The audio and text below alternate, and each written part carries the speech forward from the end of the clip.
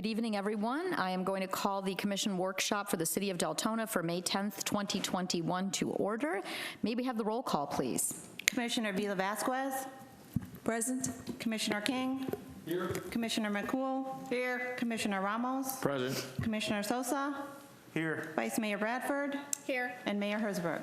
Here. And now may we all please stand for the pledge, and Commissioner King, would you like to lead us?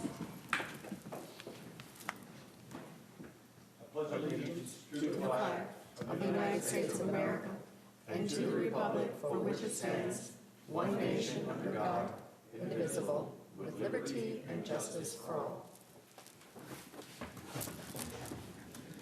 Okay, Commissioners, we have 3 items of business on our workshop agenda today. The first is going to be the discussion of the strategic planning event.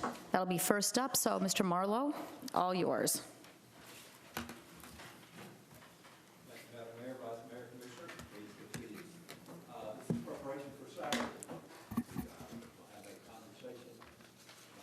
Strategic plan, and I want to review the work that's been done so far and provide you some, or make some request of you. So, what we've been engaged in for the last month or so is process of community engagement. We've had several open community meetings in which I've asked 5 questions. What words would you like to have used to describe Deltona in the future? What words would you hope would not be used to describe Deltona?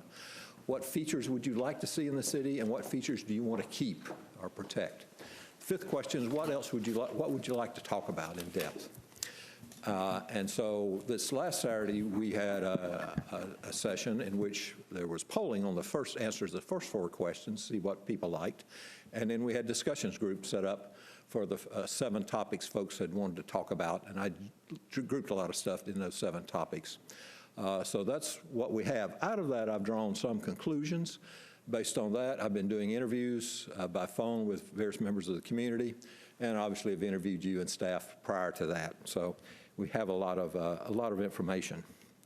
On yesterday or Saturday, we talked about 7 topics: recreation, economic diversification, development, education, community quality, social supports, and the interaction with city government. We had, people moved in and out during the day. Probably between 50 and 60 people came. I do want to say your staff worked very hard on this. I was hopeful we'd get more folks because they made such an effort. They made a lot of videos and ran them. Joe and Ryan did an enormous amount of work of getting the place looking very nice. Had arranged for hot dogs by the firemen, free snow cones.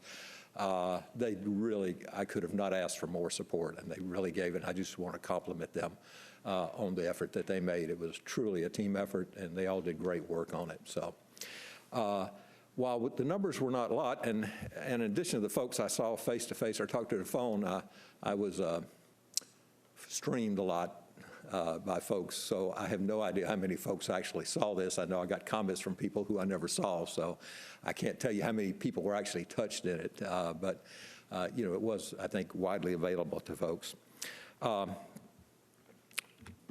Here's my conclusions. First, there are 3 topics here you got very broad community support on, and you just need to go as fast as you can on them. One is economic diversification. That's both jobs and retail. People really want to be able to shop in Deltona. They really don't like to have to go to Orange City or elsewhere to shop. And clearly that's related, and they'd like to be able to work here. You've got a very good economic development strategy, both around logistics and healthcare, trying to bring people to work in the city so that they can support the restaurants and all.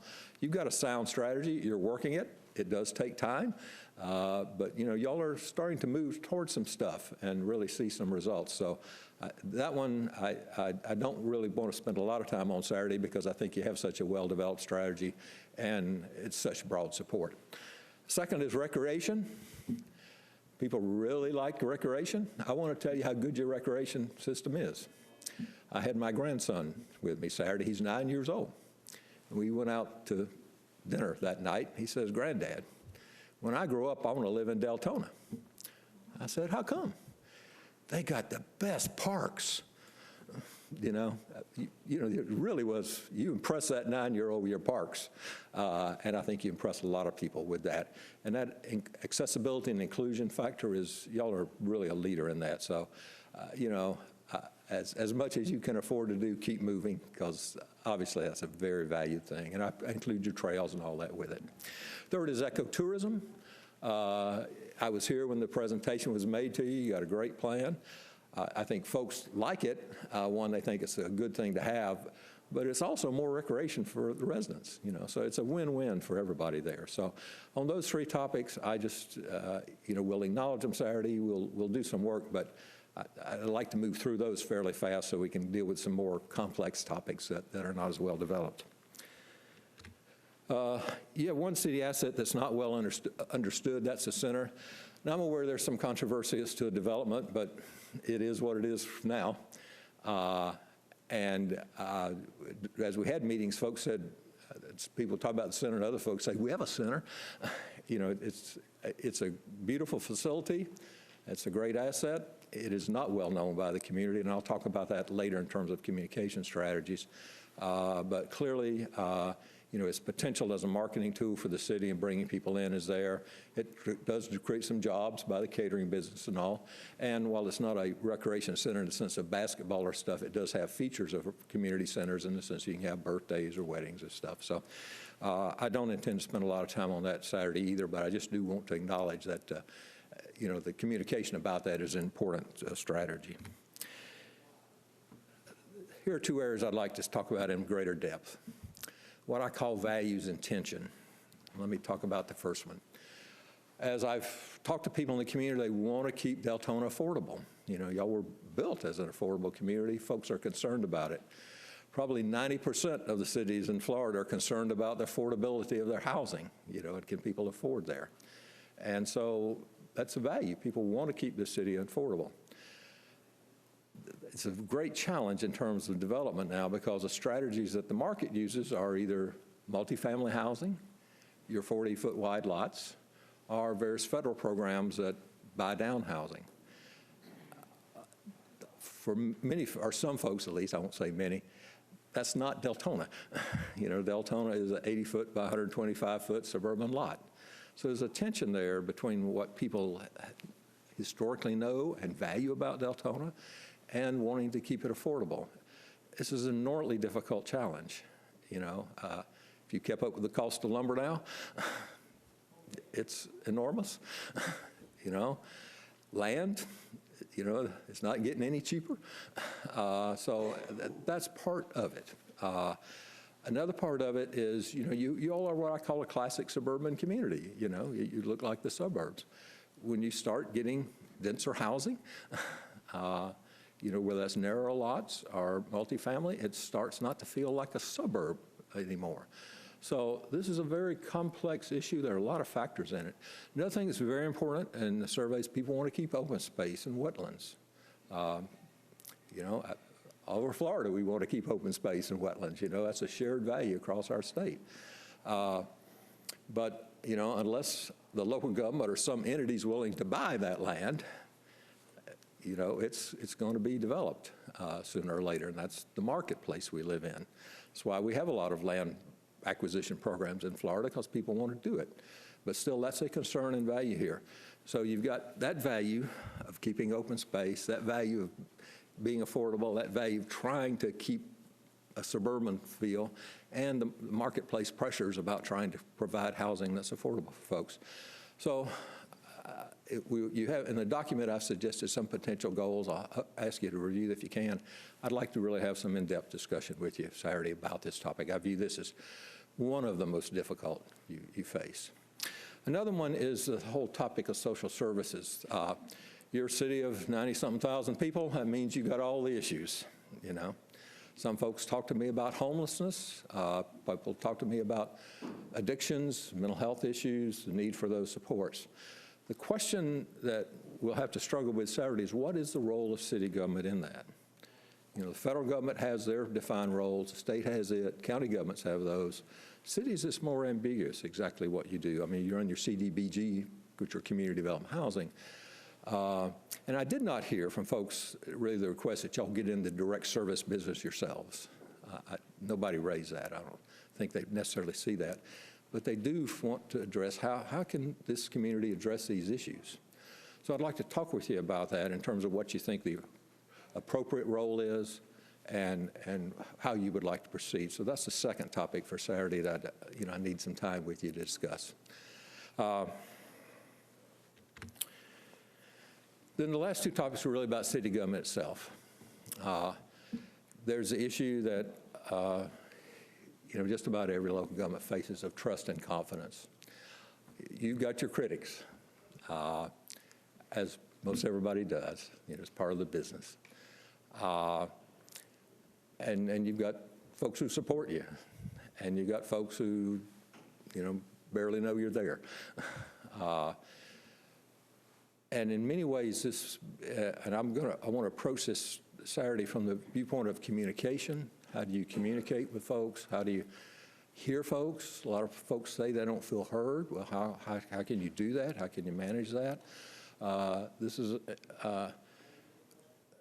just another critical topic that I'd like to have some time to discuss with you on Saturday, and how you can go about this. And I'll have some ideas to share with you, and we'll just converse. And the last one is really about the organizational capacity. Your staff want to do a lot of things.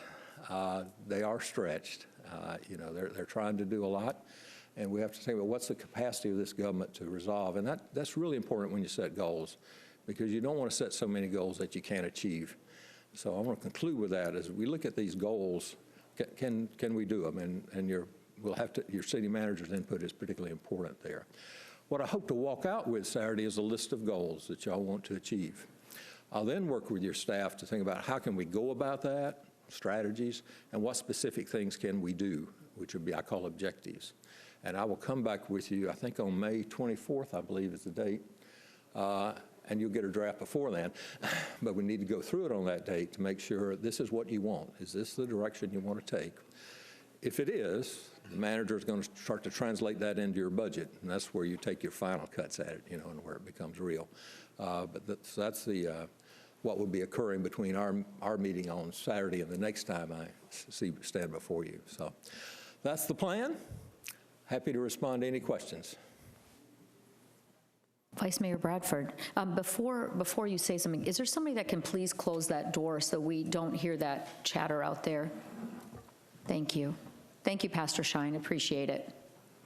First of all, I want to say thank you very much for conducting these meetings. And I don't know if you got many comments on it, but apparently somebody posted or wrote an article in the newspaper about the mayor and the commission not attending the meetings. And was it even brought up, or did you guys let them know, hey, we weren't there because we asked to not be there? Because I know a few of us received it. An email that basically stated, hey, why would we show up these meetings if the mayor and the commissioners aren't even showing up? Okay. So I don't know if you guys had an opportunity to mention that we were asked not to show up, but I know somebody wrote it in an article in your local newspaper. I wasn't clear what y'all's decision was in the last meeting. I know y'all had a discussion about coming, then we talked about coming on the 8th, so I did not say anything because I wasn't clear what the policy is, so I'll just apologize for not saying it. No, I mean, and it wasn't your fault, because I know there was a few nasty comments that, why would we show up if the commission and the mayor's not showing up? And, sure. I don't know if it stemmed from a few people on Facebook, and then we had an article in the newspaper, and it was just like, so I just want anybody who's listening to this, understand that we took a vote up here to not attend these meetings so that individuals felt that they could openly speak about whatever they wanted to and not feel an intimidation. So I just wanted to make sure that was clear, that it wasn't that we didn't care. We were discussed not to. It was best for the city. Okay. Thank you, Vice Mayor. Thank you, Vice Mayor. Any other comments for Mr. Marlowe? If not, then do we have any members of the public did you have a public comment on this? Someone that wanted to speak? Madam Mayor, we have one public comment. Okay, we'll open the public comment portion. Okay, 1776, please. Good evening. First off, I really was disappointed at the turnout. I mean, he thinks 50, 60 people. I don't know that I necessarily think we were at the same meeting. It was a very poor turnout. I attended 2 of these, and just one thing I want to point out, I mean, it's really nice when you're getting paid to be the one, come up here and give you this stuff. But, where it said that you've got your critics, and then, and he said, and then you've got the people who just don't even know you're there. And then you have the people that support you. It was my experience at 2 of these meetings that you had your critics and you had the people who don't know you're here. I didn't really hear a lot of support. One thing, and I don't think she's here tonight, so I'm going to bring this up, that Terry Ellis came up with on Saturday that I think was an absolutely brilliant idea, is we need to do something like this for a year in the city, continually for a year. And just break it up over a course of a couple times a quarter. But we need to do this to try and get more community involvement, get more people in here. And although I understand what you guys did this time around by saying, we're not going to show up because we don't want people to feel intimidated, but stop and think about that for just a minute. Stop and think about that idea. Why would people feel intimidated? I think we should do, and I agree with Terry, I think we should continue this for a year and have these meetings, but I do think you guys need to show up, but I think what you need to do is sit in the back and shut up. Don't say anything. Come as a resident. Don't come as a representative. Come as a resident. And, if you want to get up and tell people, look, you're free. Do not say what you want to say, But if you even think that people are going to be intimidated by your presence, that's a problem. You need to think about that. Thanks. Thank you, sir. Okay. That closes the public comment portion of this. And if we have no more comments for Mr. Marlowe, we can move on to the next topic. We will see you Saturday, sir. Thank you very, very much. Thank you. Okay, the next item on the agenda is the firefighter compensation study. Mr. Peters, did you want to take? Ma'am, I'm going to do a slight introduction, and then I'm going to have Ms. Rita Archer available. You all have received an extensive amount of information from us. These were items that were either requested at the last meeting that I made a list of, or some items that have been requested subsequently. So I felt like it was best to give all the commissioners the same information. But I think it's very important to review very quickly what is in the current collective bargaining agreement with regard to the salary survey. So if you just give me a minute here. On page 24 through 26 of the collective bargaining agreement, the study is to compare wages and benefits to 12 other jurisdictions, as Archer had done. Those cities were specific by name. Any other supplemental pay or incentives will be considered. Part of the spreadsheet that I gave you all includes the supplemental pay. It's important to note that we just implemented the seat pay for the paramedics and EMTs based on the transport MOU.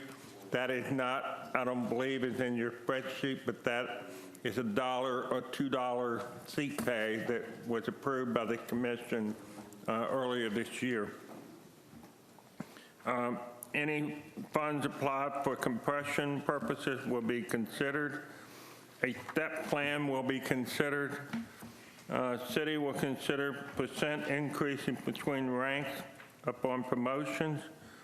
And then based on this study, results of the same will be presented to the city manager, his or her designee, and the union.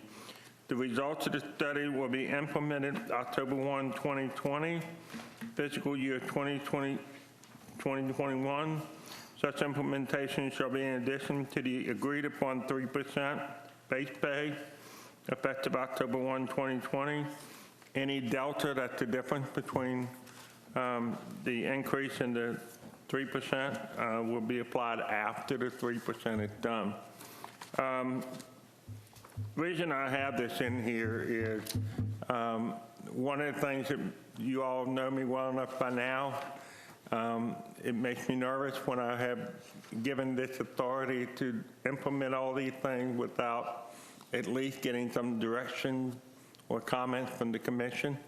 I would have much preferred that the collective bargaining agreement had the commission do all this rather than me, but it is what it is, but you know, we're trying to present it to you all. With regard to the city considering percent increase between ranks upon promotion, that is being dealt with as part of the new personnel policy. Currently, it is 4% or the bottom of the next pay range, whichever is greatest. The new personnel policy, we're looking at 5% or the bottom of the pay grade for the next position. So that is being addressed as part of the personnel policy. So with that, I'm going to make Ms. Archer available for anything that's in her study. I'm available, and Mary license here with regard to anything we provided to you all. So I'm going to open it up the floor to any questions you all may have.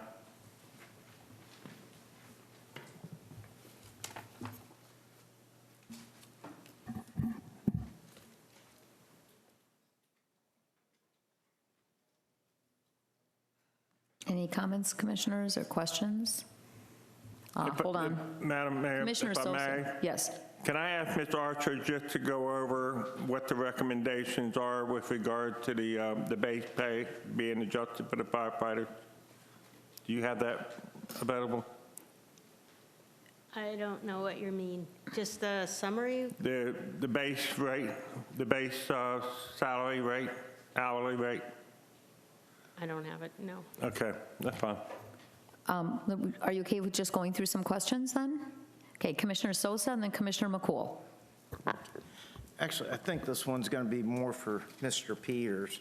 When I was looking over the years for the salary, I have a question. Who is Paul Cardini and why did he make $200,000? What was his position? My understanding is that is a situation where the firefighters, based on the union contract, are able to cash out vacation and sick leave. They do not have the same level of cap on their vacation and sick as the rank and file employees.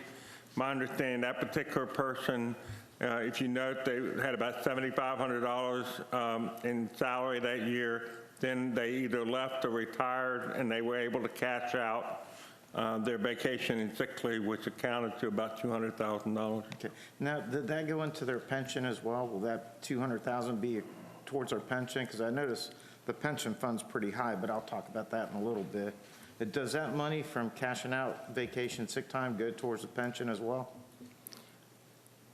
Mary, do you know the answer to that? As far as the payout, I don't really want to misspeak, because Susan Helberg is really our expert on that. Yeah, my understanding is that would not apply to the pension. Okay.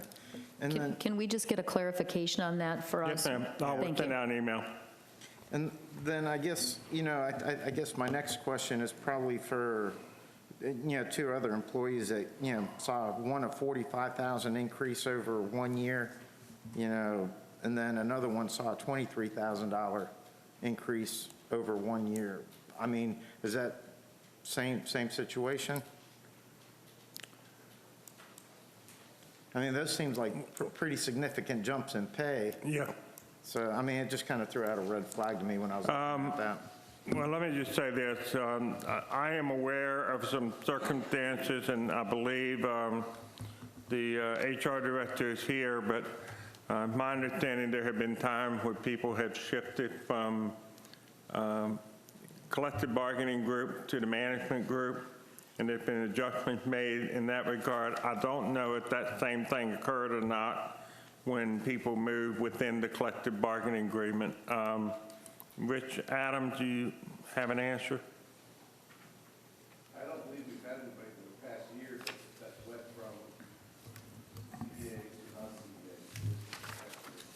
to The last one was a gentleman, when Jane was still here, that happened, I believe. And that was an 83,000 or something like that. Yes, he had a lot of time to catch up. Yeah, because I'm looking at like one, William Fitzpatrick from 86 all the way to 109 in 1 year. Which one, Commissioner Sosa? Are you on this page I'm looking here? at fiscal year 2017, 2018 to 2018 to 2019. I mean, there's a few of them on there. It's just, I was just curious why the big jumps, and if you're cashing out, I mean, I guess Okay. I was just wondering if that went towards the payments for the pension. Are you on 2017, 2018, sir? Actually, if you, if you look at employee number 15, going from 2018 to 2019 is Okay. one. And then if you look at 2016, or 2015 to 2015-16 to 16-17, there's another one for 45,000.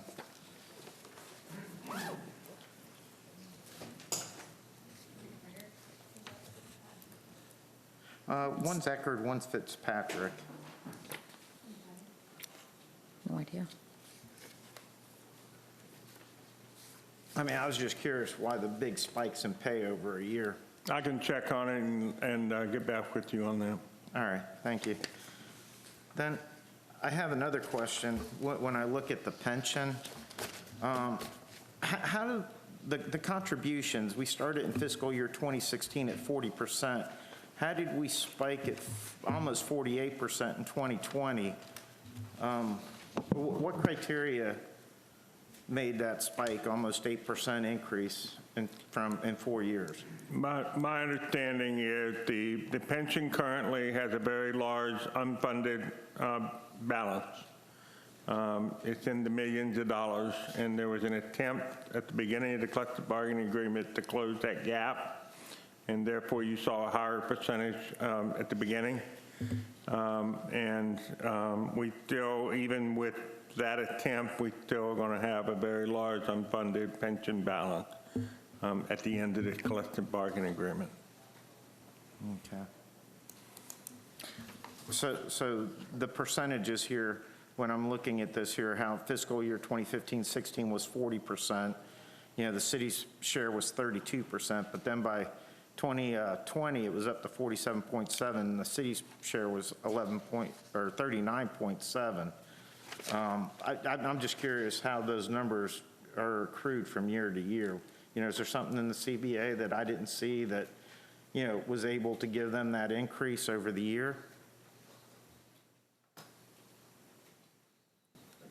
Just for clarification, you're looking at the firefighter pension fund schedule of contribution that was dated 5/3/21 on the bottom right corner? Correct. Okay. You will see that if you recall, the collective bargaining agreement went into effect in 2018-2019.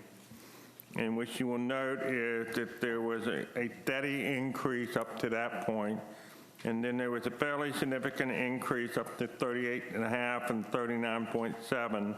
As I said, and you also will see that the firefighter contribution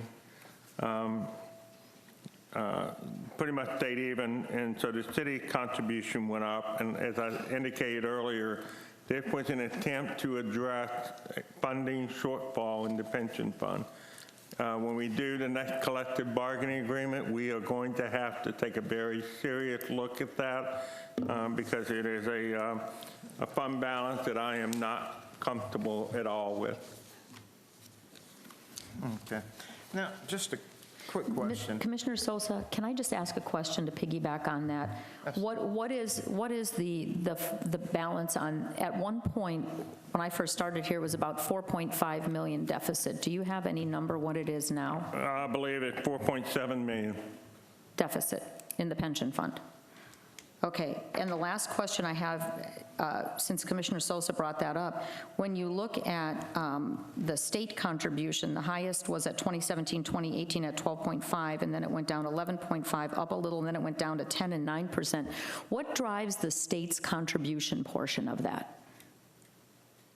Can you ask that one more time? So on the same page, the same thing, if you Same look at page? the contribution, the same sheet from the state, it starts at 15, 16, it goes at 10.8%, then it went 11, 12, and then it went down 11, 5, 11, 6, it went up, and then down 10, and then 9.8%. What drives the state's contribution? And then as the state's contribution goes down, because we have a defined benefit, correct? Yes, Then ma'am. do we compensate for that as the city? Well, there's a little bit of a misnomer here because the state contribution, we typically use, it's more than 450,000. We put 450,000 toward the pension. Any amount of money that is left over and above the 450 is applied to the deficit in the pension fund. So part of the reason you see the percentages being different there is what constitutes 450,000 and what we receive. The money that comes from the state, and I wish I could remember it right now because it comes from a tax that had, in my view, nothing to do with fire services or anything like that. But that's what the state chose to use as a funding source. And that particular funding source has some variability to it. It's not consistent year to year. So therefore, the money that we receive from the state varies from year to year. That's the reason you see the percentage is different in each different year. Is that not from insurance? It's funded from insurance? It's It's a something line to do item with from that, yes, insurance, ma'am. is it not? Yes, ma'am. And then if you look on the other page, you have the usable state contribution, and on the other sheet that you have, City of Deltona Firefighters Pension Fund Schedule of Contributions, the second one, it shows those, and the last from 2019-20, then that's where we put the 450,000 in. Up to that point, it was under that. So I guess that's where the variable comes in for the state contribution then, correct? That is correct. Okay, thank you, sir. I'm sorry, Commissioner Sosa, but I figured since we were on that, we might as well. Yeah, I agree. Okay. I just, now switching just from the fire department to regular city staff, how much do we pay into their, are they more on a 401K type retirement package, or are they on a pension as well? Well, it's somewhat of an unfair comparison, and the reason is very simple. For no matter which particular fund you are, whether you're FRS or what have you, generally your rate that you will receive your retirement is, for a rank and file employee, it is 1.5% times the number of years you worked here. So if you worked here for 20 years, you would get 30% of your highest pay as a pension. Now, if you're management, you get 2%. So if you worked here 20 years times 20, you would get 40%. Now, the firefighters, the way the collective bargaining reads right now, they get 3.3% per year. And so if they worked 20 years, they would get 66% of their highest pay. So it's a very difficult comparison to make because obviously if we are contributing to a program that pays back at 1.5%, the amount of money we have to contribute is significantly less. The second thing is the firefighters are considered to be in a high-risk category, so therefore the contribution is even higher on top of that. So it's not a fair comparison because they're totally different. All right, thank you. Commissioner McCool?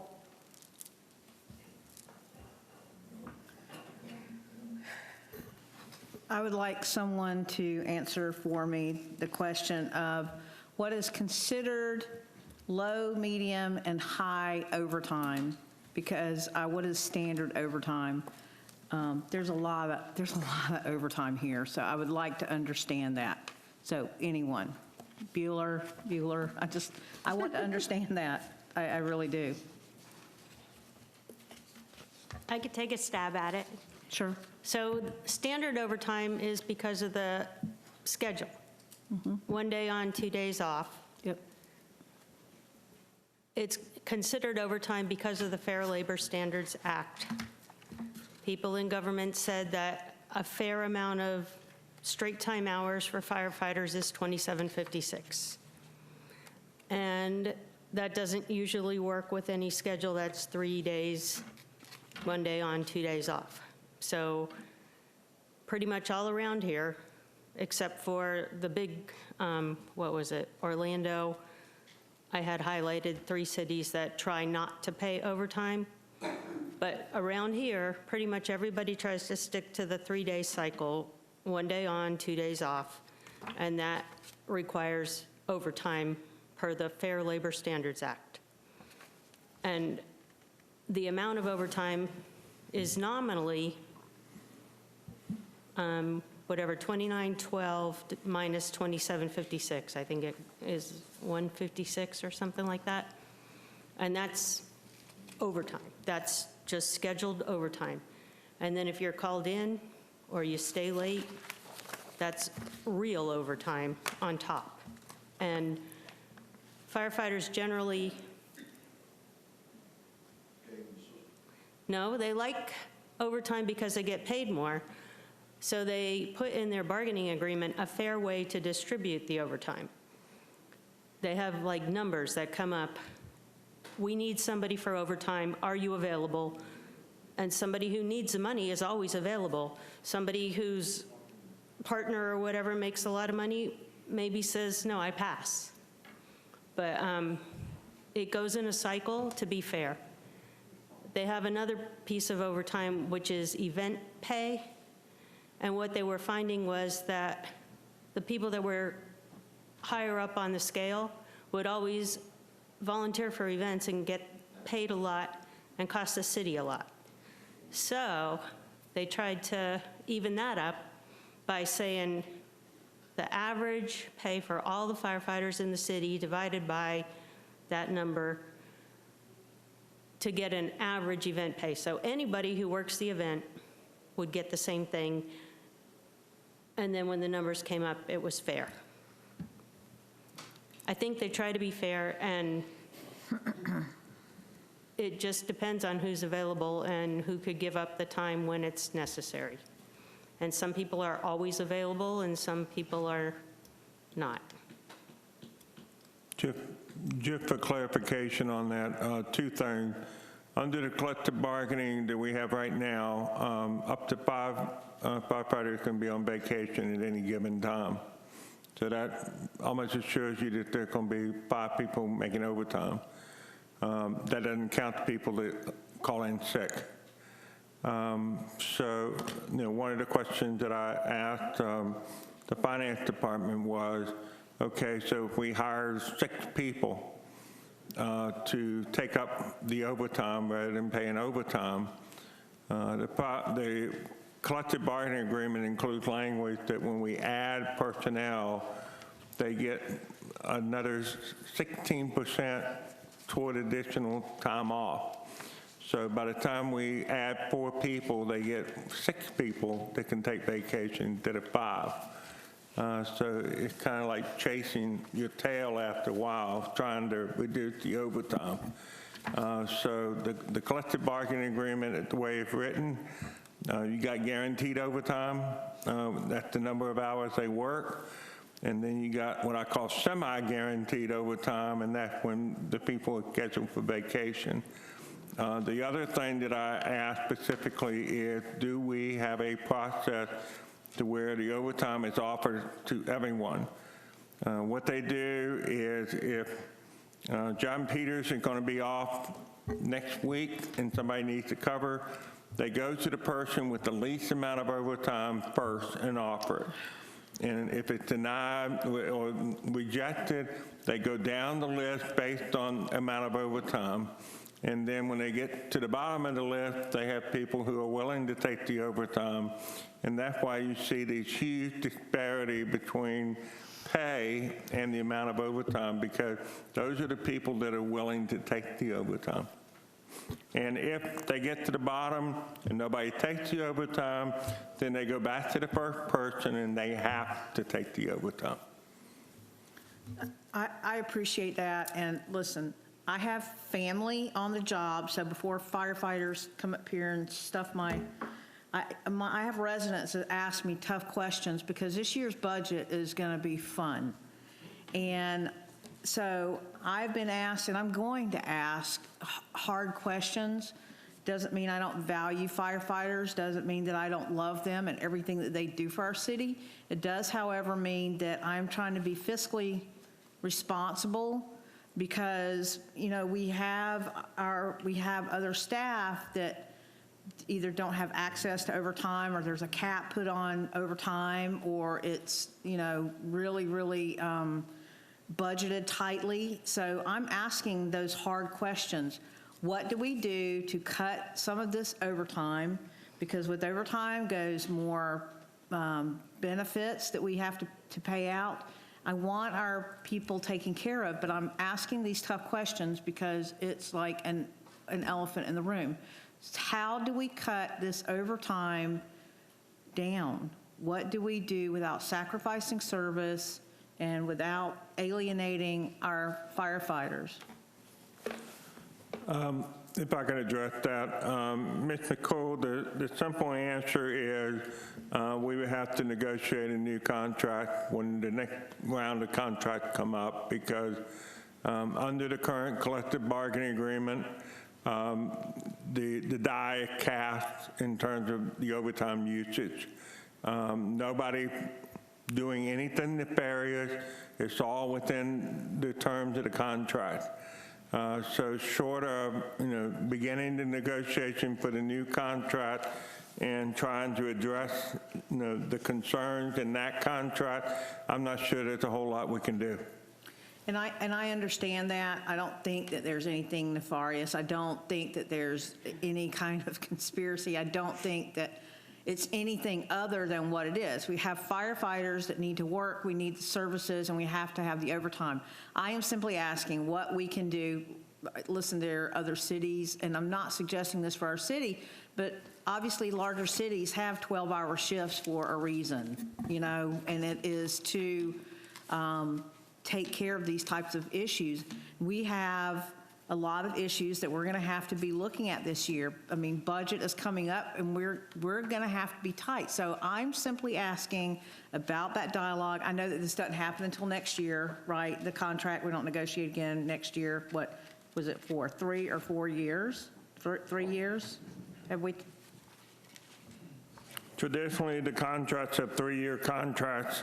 This particular contract was a 4-year contract by mutual agreement between the city and the firefighters. Okay, that's all I'm asking, is that we take a look at that and understand that just based on our financial health, that it is what it is this year. And there again, dear City of Deltona firefighters, I love you. I think that you're valuable and I want you paid, but everybody's got to tighten, everybody's got to tighten their belts, you know, and we tell our residents to tighten our belts and we have to do the same thing, you know. So can we please just take a look at that? That's a lot of overtime there. And we just, you know, I'll fall on the sword, but we need to ask that. Thank you. Vice Mayor Bradford? Do we have a representative here from the Fires Union that'd like to speak? Please, are they welcome to come up and answer that question? And I'm just going to briefly say that this topic was brought up a few years ago, and I believe we even came into a standoff at budget time when we were bringing up the same circumstance that with the amount of overtime, we could hire additional staff and bring down some of this overtime. And I was told at that point that it's cheaper to pay time and a half than it is to hire additional firefighters. So, go ahead. No, so I'm Brandon, I'm the vice president of the union, Brandon Brower.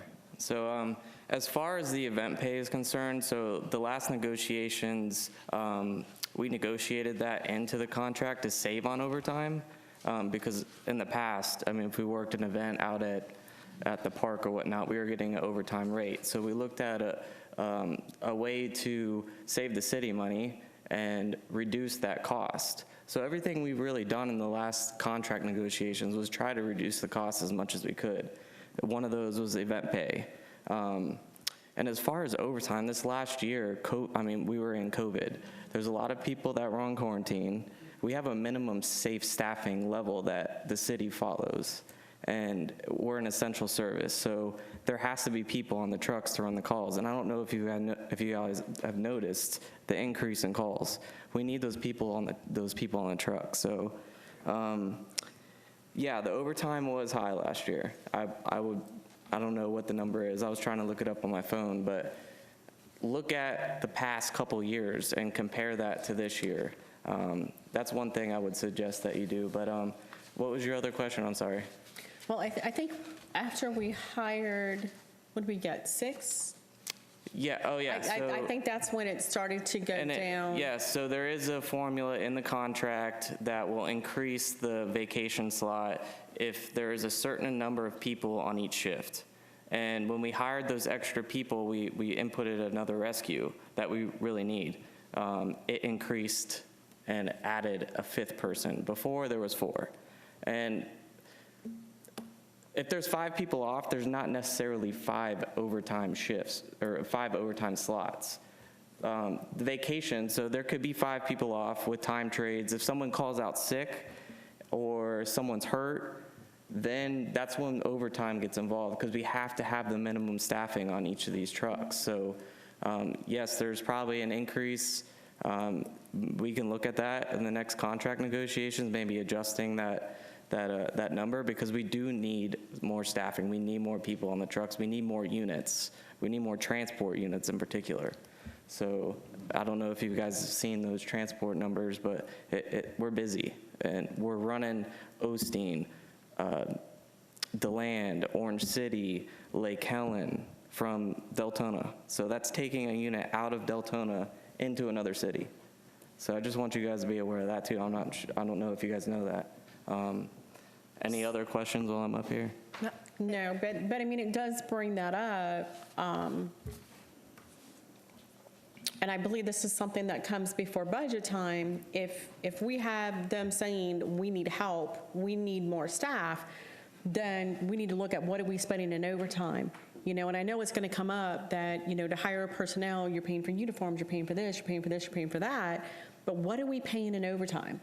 And this is what we actually looked at last time, was the amount that we were paying in overtime was 2 times, 3 times, bringing the staff that we needed, because we're paying that one person time and a half anyway. And we're doing the same insanity again in my book this year, just like you're saying, all that overtime. I think some of it's going to go down due to COVID, but we've also got an increase in residents. We've got a lot of, we're now transporting. Yeah. So, I mean, I think that's something that, honestly, the chief, they should be bringing it to us saying, hey, I need staff, I need more bodies, and we need to have that information so we're prepared for that at budget time. And So we need to bring people in. Sorry to interrupt you. But that was one of the whole reasons we wanted to do this pay study, is we want to be competitive with other fire departments. And as you can see, we aren't. And I just heard 12-hour shifts. Like, the whole United States work. If you're a fire department, you're working 24 on, 48 off. It's not just around here. It's 24 on, 48 off. It's all over the country. So that's a normal. As far as I was listening and I heard you talking about payments that went out to, I think it was Paul Cardini, Roger Eckert. They all retired. So I know there was a question about that, and yeah, there was a payout because the older guys, that's what they used to do. They saved their time, because they didn't make that much money, and that was their nest egg, that was their retirement. If you look at the vacation and sick time hours that the guys are accruing now, it's not 7,500 hours, I can guarantee you that. And there was also restrictions on sick time put into the contract. So if you're hired after a certain date, you only get, I think it's 25%, if you know that off the top of your head. You only get 25% of your sick time. So there are things that we recognize, like, hey, we need to work on this. We need to be fiscally responsible, like you were saying. And we just need to work together on this, and we need to be competitive, and we need to get the people in, because we put out, I don't know if you guys follow us on Facebook or whatnot, the city, we're hiring people constantly, and we can't keep them. We'll get a list of 10 candidates, and before we can even get 3 of them on, we're already to the 5th, 6th, 7th candidate on that list because the first 5 or 6 have taken jobs elsewhere. They can go right over the bridge and make an extra $7,000, $8,000. So why would they stay here? And if we look at switching to FRS, that's another negative as far as the fire service, because right now we can retire at 25 years. If you switch over to state retirement, it's a 30-year retirement. So you have to work 30 years to retire. So people look at that. People research these things before they come, because there's so many fire departments that are hiring, they can do that. I had a guy message us. He was on the list. He was trying to gather how much he would be making take-home pay. He had a wife that wasn't working, and he had a couple kids. And he was trying to figure out how much his insurance was going to be, how much he was paying into his retirement. We do pay a lot more than most fire departments into our retirement. But for a family of 4, his insurance, it was $400 a paycheck, $800 a month for his family. And he didn't take the job because he wasn't going to be able to afford it. I mean, starting salary is $36,000, so I don't know what that breaks down to biweekly, but 400 of that was coming out of his paycheck, and he just wasn't going to be able to support his family. So that's one thing that you guys have to look at as well. I mean, we want to get people and we want to keep people.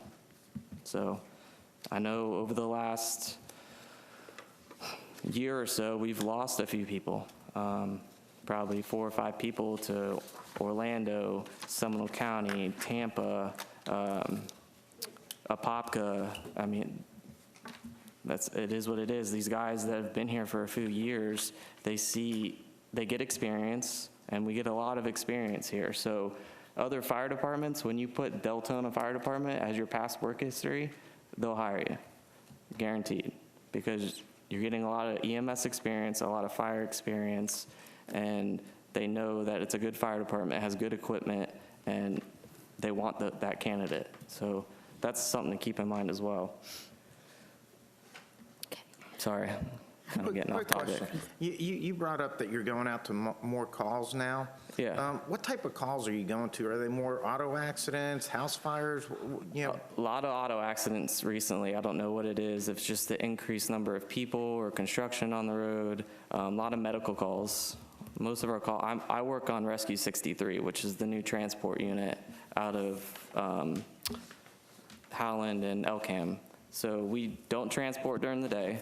So if anybody is wondering why you see an evac ambulance and a Deltona ambulance at the same call, we can't transport them from 7:20 in the morning till 6:30 at night.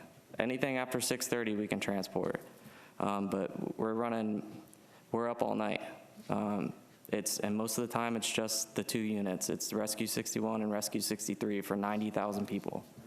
So why is it you can't transport for those 12, 13 hours? that's something so the county holds the transport licensure, the COPCN, and they dictate who can and can't transport and when they can and can't. I've worked here 15 years, and we've been trying to do fire-based transport since I've been here for 15 years. And we finally got 1 unit a few years ago, which was Rescue 61. And then they worked in Rescue 63 because it's doing so well. I mean, the guys are busy, but it's bringing money into the city. And I know the fire department just seems like a trash can you're just throwing money into, but if there's a way that we can help bring money back into the city, because when we were in contract negotiations this last go-around, we put in that article about the $120,000 that goes into the transport fund. You guys remember that? They didn't laugh in our face, but they didn't believe us that there's money. Nobody believed that there was money in transport. And here we are 3, almost 4 years later, and there's almost $2 million. I don't know how much is in it now. And most of that money was from 1 unit. You have one unit that runs all the time, One unit that runs all the that you're time. allowed to transport 24 hours. You have one 24 unit hours that. a day, one unit. One unit that you can transport, and the second unit that you just got is 12 hours. And Only that's 12 hours. Because that's determined by the county based on the ambulance need, where they need to have fill-in, because they run evac, and that's what they do. So Trust they me, they determine you need got it. the. They're short-staffed, and But that's what they determine the need. So we just got a second ambulance to run the 12 hours. So we have one that runs full-time, and then 24 hours, and the second one that runs 12. yeah. Yeah, but now, out of that money, when you say it comes back to the city, my understanding was the city gets maybe 100,000, I believe that was going to be per year. Say it generates $1 million. Yeah. Off of the transport. The city gets back about 100,000, I think it was, and that other 900,000, the way the CBA is set up, goes into firefighter training. How do we spend 900,000 on training? To be honest with you, we didn't know there was going to be that much money in there. I mean, but that. But that's something that we need to work on and work together and, Because that's a lot of money. It's really not coming back to the city because the city can't put it back in its general fund. We can't Exactly. even apply it towards a new Commissioner Tucker. EVAC. We can't. well, we've been working with the city. If I can address the question, the memorandum of understanding that the commission approved back in January covered the distribution of the transport money. If you will recall, there's the seat pay. There was 2 positions that were in the MOU. One was a deputy chief and one was a training quality control officer. It was left to me. We are filling the training quality control because that is an integral part of their operation to make sure that we properly administer Narcan or whatever the drugs are. And then there was also money that was left over. I believe this year we're going to be about $450,000 that we were going to apply to a training facility. So part of that training is actually providing a facility for the training to occur, but all of that was covered in the MOU that the commission approved back in January. And that's just a small portion of the money that's in there. There's other things that we can do with that money. She's not done yet. I wasn't finished, sorry. So, and I'll answer that as well. The prior city manager, when this came up, did not believe that there was any money in transport. So to her, it was like, oh, 100,000, we're going to get a lot. They're not going to get much. So That's what I will be honest, they had reports, but even when I asked for the report during the meeting, I was told, you don't need to see it. Well, I already seen it, and I seen there is millions of dollars in this. And that was my other thing is, we could transport, but we have to get a full-time medical examiner. And at that point, that means the city has to hire full-time medical examiners. That's what other cities have done, and then we're not going to be under the city's license. That was my understanding. To be honest with you, I don't know that question, but you guys have to look at a way to go around their rules. I county. don't know if you can come up with some type of ordinance that requires a certain amount of transports to stay in the city. I don't. No, we because- have to get a full-time medical examiner in order for us to have our own license and pull away from the county, because the county controls it. So that's how other cities have done it. And I believe we still have to get the county County's approval in order approval. for us to do that. That was Right. part of the conversations that we had. Yeah. And I had a recent hospital say, hey, if you guys really want to do this, we'll help you pursue it, because it's costing our city. So what this is doing is transports, the reason they're not letting them transport between this time and this time is because they're making money. They're making good money. They're Okay? making money And not only is it on- taking from transport, they're taking patients. We have hospitals here now. They're taking them down to Orange City, Orlando. They're taking them other locations that takes away from our local businesses. So this is something we really do need to What- look into and get the facts on. And is it worth spending a couple $100,000 a year for a medical examiner? Let me see, spend a couple $100,000, make a few million. But I think in all fairness, that has to all be looked at when the next contract comes up. Right. Oh, yeah. You know, I mean, and the full cost for all of that has to, and as far as transporting to another hospital, that all depends on your insurance too. If you have a trauma situation and an ambulance was going to take you to Fish and you need trauma and you have insurance, you're going to the trauma center in Orlando. And if you don't have insurance, for the most part, you're going to Halifax in Daytona because it's a level 2 trauma center. Am I right? Level 2, level 1, something like that? We don't look at insurance when we're taking a patient. We look at what type of injuries they have, whether they need to be flown out, or if we can take them by ground. Sanford is a trauma hospital now, so. But another thing is, I see it all the time. They'll leave the Deltona units in the city, and they'll post the evac units close to the hospitals, because that's the moneymaker, is the interfacility. So yeah, they're saying they're providing a service, because maybe they are closer to a call every once in a while, but they're keeping them close to the hospitals for the interfacilities. And we're picking up the slack. Vice Mayor, are you done? Yeah, I'm done. Thank you. Okay, we're going to go ahead. So- We've got 2 more people on the board, Commissioner McCool and then Commissioner Vasquez. So we need to. Yeah, if you guys Yes, need ma'am. anything else, let me know. Yeah, let's see what she's got. Yeah. Sorry. I thought you guys were moving on, sorry.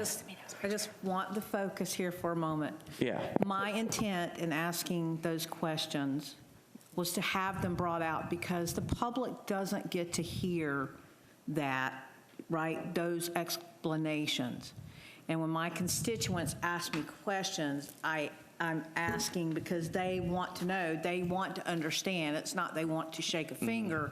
They want to understand because I have a lot more residents getting in tune with budgetary, financial concerns, and especially about upcoming budget. And because there was just an air of misunderstanding for a long time, and we're doing things differently now. So when I say I ask No, because my I residents. totally understand. And I didn't mean any ill intent or anything like that. I didn't think that you did, but there again, I'm asking questions and hard and unpopular questions, right? Yes. So that residents get to understand how this works in the city level, because listen, I'm going to tell you, and you understand this, being a firefighter, that sometimes the misunderstanding is that, oh, a firefighter's on 24 and off 48. They're not understanding that you don't sleep sometimes. You know what I mean? They think that you work an 8-hour shift and then you have dinner and then you go to the night, and then you get up in the morning and go home. They really do believe that. I wish it was. So I'm trying to understand, I understand the inefficiency of having 12-hour shifts, and I understand that last year was exceptional when we talk about overtime, right? And I understand that in general, firefighters are underpaid sometimes for what they do, and it's a hard claw up to the top. I want us to keep very well qualified. I want us to have the best of the best for our residents, and that we costs are. money. Exactly. We are the best. Other fire departments look up to us. And as far as I understand people, and maybe we should have more of these conversations like we are now so people understand that, but just on a daily basis, we run some calls, 10, 15 calls a shift per truck. So we're coming into contact with family, friends, citizens, at least 15 times a day, just one truck. We're also encountering nursing staff. We're also encountering the citizens in Publix, Winn-Dixie, Walmart when we're out shopping. And most of the citizens, I would say 99.99% of the citizens love us and appreciate us and want us to get paid what we should be getting paid.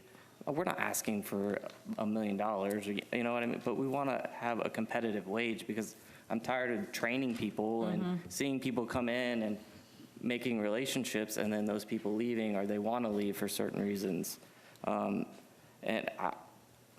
a small number of people, I would say, that don't want us to get paid what we should be getting paid, or question what we get paid, or question why we sleep at night, or that's what I would have to say to them. And we're on an educational curve, and these are teachable moments, and I talk about that a lot, and that's what this is. It's in public, it's open, we're dialoguing, residents have access to this information now, Yeah. okay?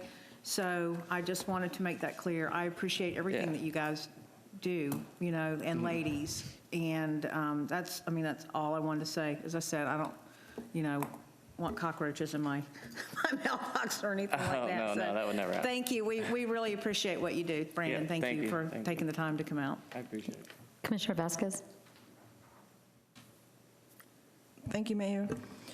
Let me just understand something. You made a comment that it's cheaper to pay overtime than it is to hire new staff, or did I hear wrong? No, I didn't say that.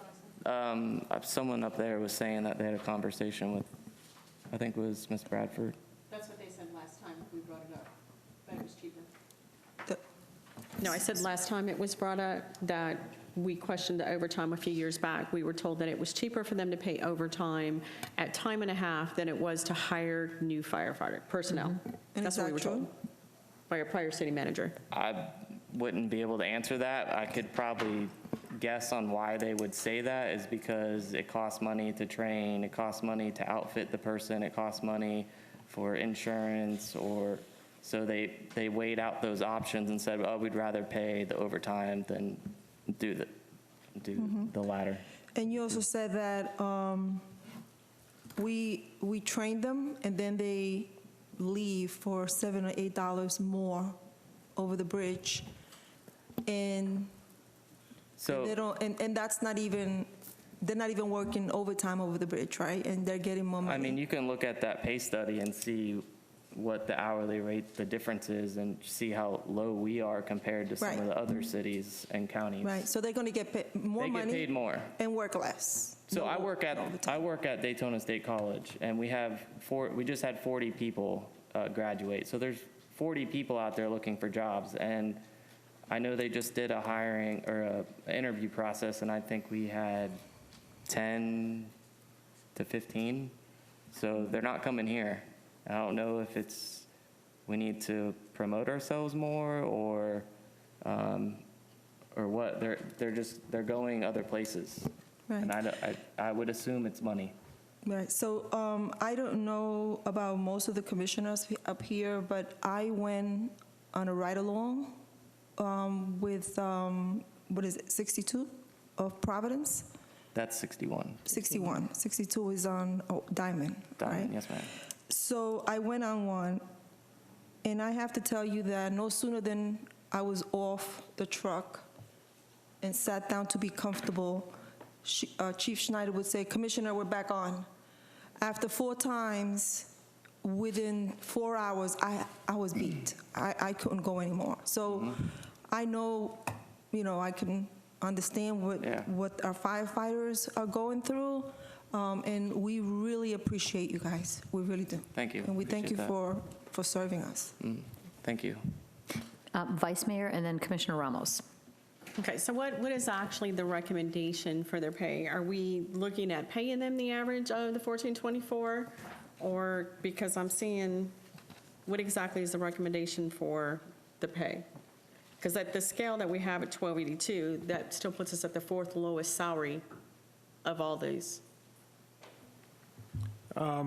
My understanding, the Archer report is calling for an adjustment to the base salary.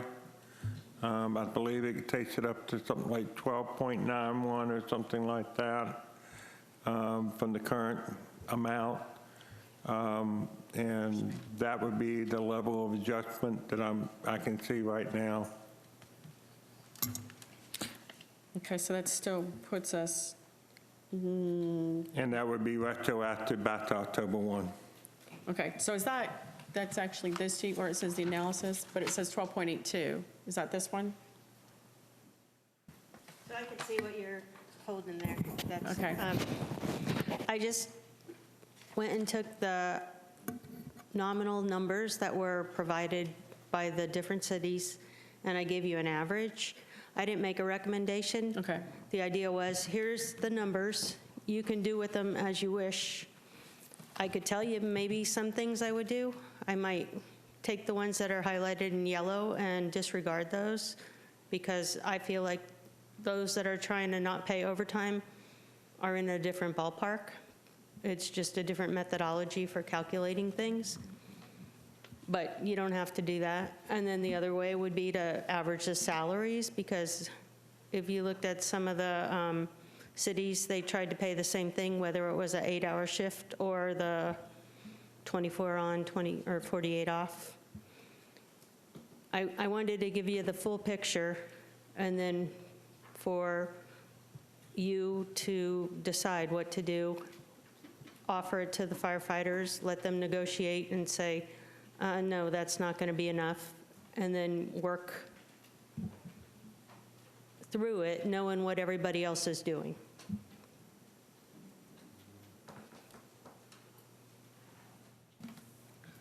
Are you guys waiting on a recommendation from us up here? Personally, I mean, let's go, we have Commissioner Ramos, Commissioner Sosa yet, and I think,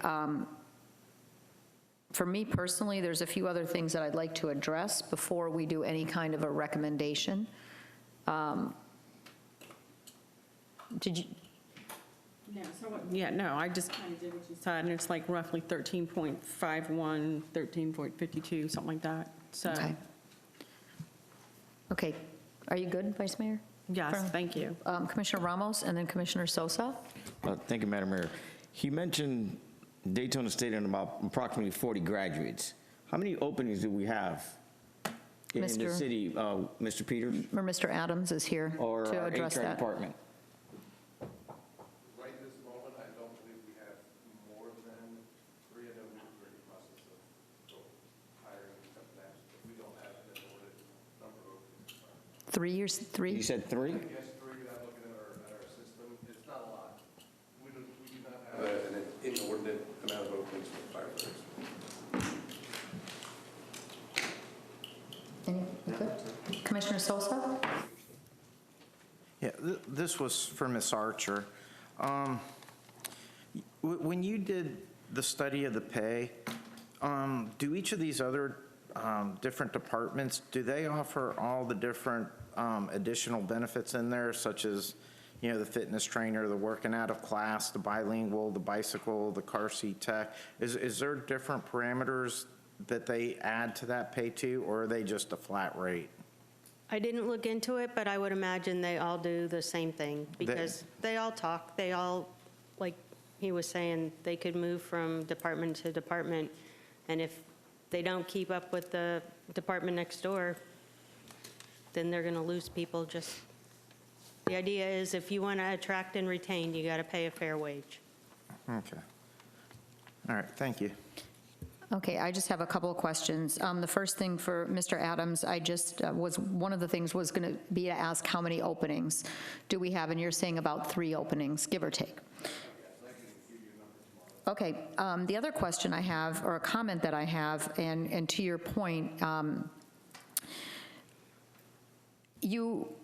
and this happens in Deltona Water, and this happens at the lower end of the scale, we hire people, they stay for a year, they get experience, certification, whatever, and then they leave because the base pay is so low. And I understand what you're saying from the fire department as well. However, our pension pay and what the benefit in the end is a lot higher than in other cities. But someone just starting out isn't looking 20 years down the road. They're looking at, what am I getting paid now to survive, to pay my rent, to do all that.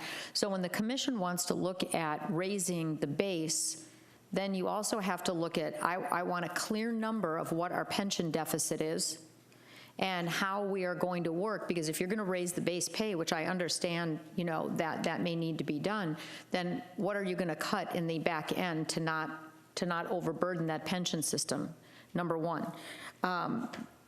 For insurance in the collective bargaining agreement, Mr. Adams, do you know that right offhand? What is the general employee insurance? We pay full medical and 50% of a spouse for general employees.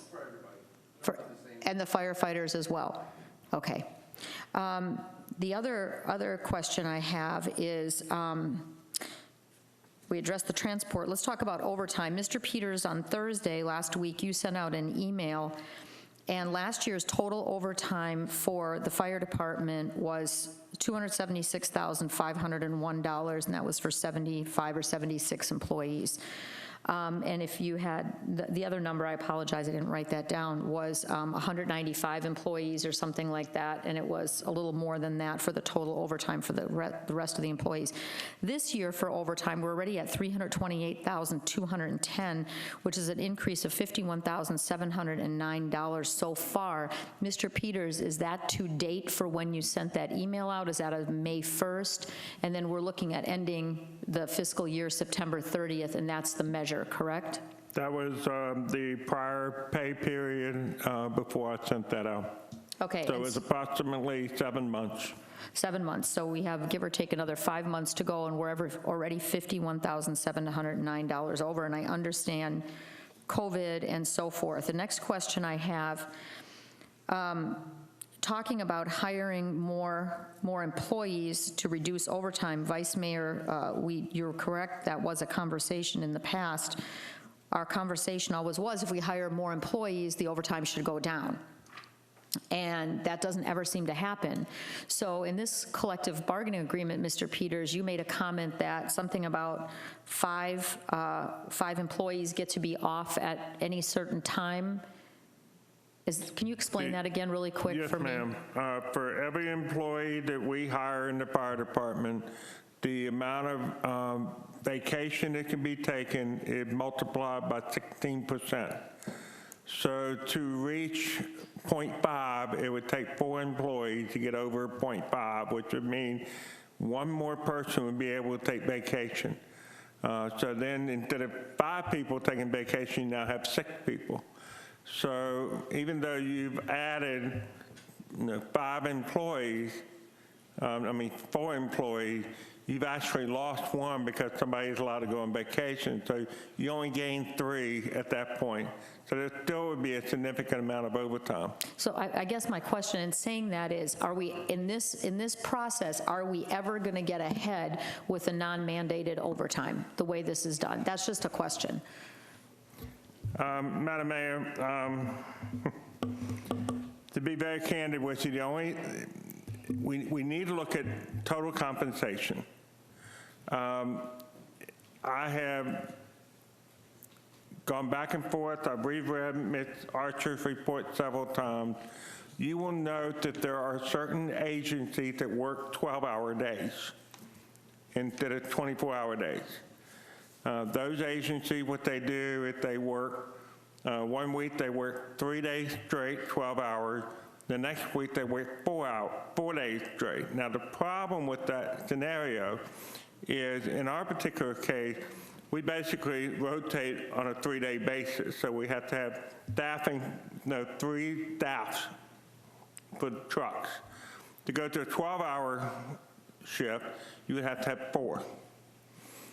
So the question then becomes, okay, if I add a 4th crew, I can virtually eliminate overtime or significantly reduce it, especially the guaranteed overtime.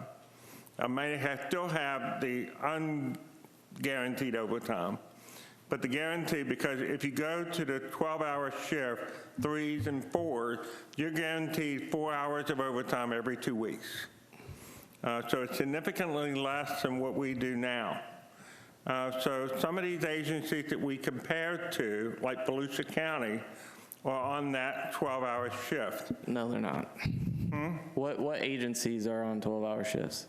Volusia County is not on 12-hour shift. EVAC ambulance, that's not the fire department. Okay. I'm not going to argue with you. But I know. I was just making the point that we would have to make a systemic change in the way we operate and how, in order to deal with the overtime. With the current program we have and the availability of vacation and sick time, we will always have an overtime issue. And that's what I want to clarify. If it's right or wrong, it doesn't matter. But for all the years I've been up here, we've always had a discussion, why is there so much overtime? And if it is built into the system, into the collective bargaining agreement, because as you said, Commissioner, we're being open and let's talk about these hard issues, it's always going to be there. And then understand that it's always going to be there. And those are just, these are the clarification questions I'm asking. The next question I have is, the comment I want to make is, I think that the question, Commissioner Sosa, that you asked about payment and these payouts and everything, we've had several different issues, and one was from a gentleman going from the pension fund to the FRS and that payout, and the other one was a gentleman that was able to use all his sick and vacation time to stay employed with the city for an entire year, and then to go ahead and to be able to retire early, get his full retirement in that situation, whatever that was. But in both of those cases, not so much the first case, but the second case, I had asked for clarification as to what is this going to cost the city? What does some type of a deal like this cost the city? And I was never given those numbers, and that is going to change. Because that is not I was always told there's no cost to the city, just like we were always told, hire more people, you have less overtime. No. And I'm not saying that it's right or wrong, I'm just trying to be clear on what the actual cost is, because there's always a cost. The last comment that I have is, we talked about the FRS system versus our pension plan. And so when I'm looking at the City of Deltona Pension Fund versus the FRS, when you look at it, I'm looking at page 33 of the Archer report, and it goes for the Florida retirement system from Brevard County. And you look at the contribution rates effective July 1st, 2020. And then it says employer contribution rates are set by law. Rates below include the appropriate retirement contribution rate and so forth. Ms. Archer, is that on that page of your report, are these the standard contributions set by the state, or is this the collective bargaining for Brevard County? That must be what's set by the state. I don't think they could negotiate. Because you have an HAPA regular class employee contribution rate 3%, the special risk class employee contribution rate 3%, and then you have employer contribution rate 10% for regular class and special risk class employer contribution rate 24.45. So total contribution rate for a regular class is 13%, and for special risk class, which is firefighters, comes out to 27.45%. Does that sound right from the state's version? So that is what the state says for FRS. So Commissioner Sosa, you, I believe, asked that question earlier. So if you go to page 33 on her report and you compare it to the City of Deltona Pension Fund, if you look at the total contribution rate, employee contribution 3%, and then employer contribution, 24.45%, we have an employer contribution rate right now at 28.10 and 27.10. So that is looking at the difference of what an FRS contribution would be to, I think, and I might be wrong. Yes, I might be wrong, but just looking at these numbers, because I know there was talk about the FRS versus our pension plan. So, are you done? Oh, so there was just an actuary done. I don't know if you guys know, in the contract, we're looking to up our contribution to 11%. So there's an actuary done, and with the firefighters upping their contribution to 11% to increase their multiplier to 3.2%, it's actually going to save the city, I believe it was a little over 2% on that cost that you're talking about. You're increasing the multiplier to 3.3, did you say? 3.2. 3.2? We put in the contract up to 3.3. But I think the actuary came out and it was 3.2%, and it was actually going to save the city a little over 2% on their contribution. And then also I wanted to speak to the point of the vacation. So that formula works out for employees per shift, not if we just hire 2 employees overall. So the reason we gained an extra slot is because we met that threshold. So the next threshold isn't until we get to, I think, 30 employees per shift, and we're not even close to that. So we can hire more people without increasing that vacation. And that's something, like I told Ms. Bradford, that we can look at in negotiations or MOU, because we do need the staffing, so, and we'd be willing to adjust that. So I just wanted to clarify that. Okay, thank you. Vice Mayor? So doing some math here, if we take, as you had said, if I take out the $15.77 and the $20.58 an hour from Orlando and Gainesville, basically that comes up to $13.45. But I took it even further. I would say competing cities would be this closest cities: Daytona, Lake Mary, Ormond, Port Orange, Sanford, Seminole, Volusia. And if I take those competing cities that are the closest for individuals that I, thinking logically, that somebody's going to probably logically go, well, I'm not going to go to Gainesville, that's too far. I'm not going to go to Brevard, I'm not going to go. That comes up roughly to $13.22 an hour. And then I think that puts us in a much better competitive area, because the way it stands, if we go to this 1282, we're still the fourth lowest.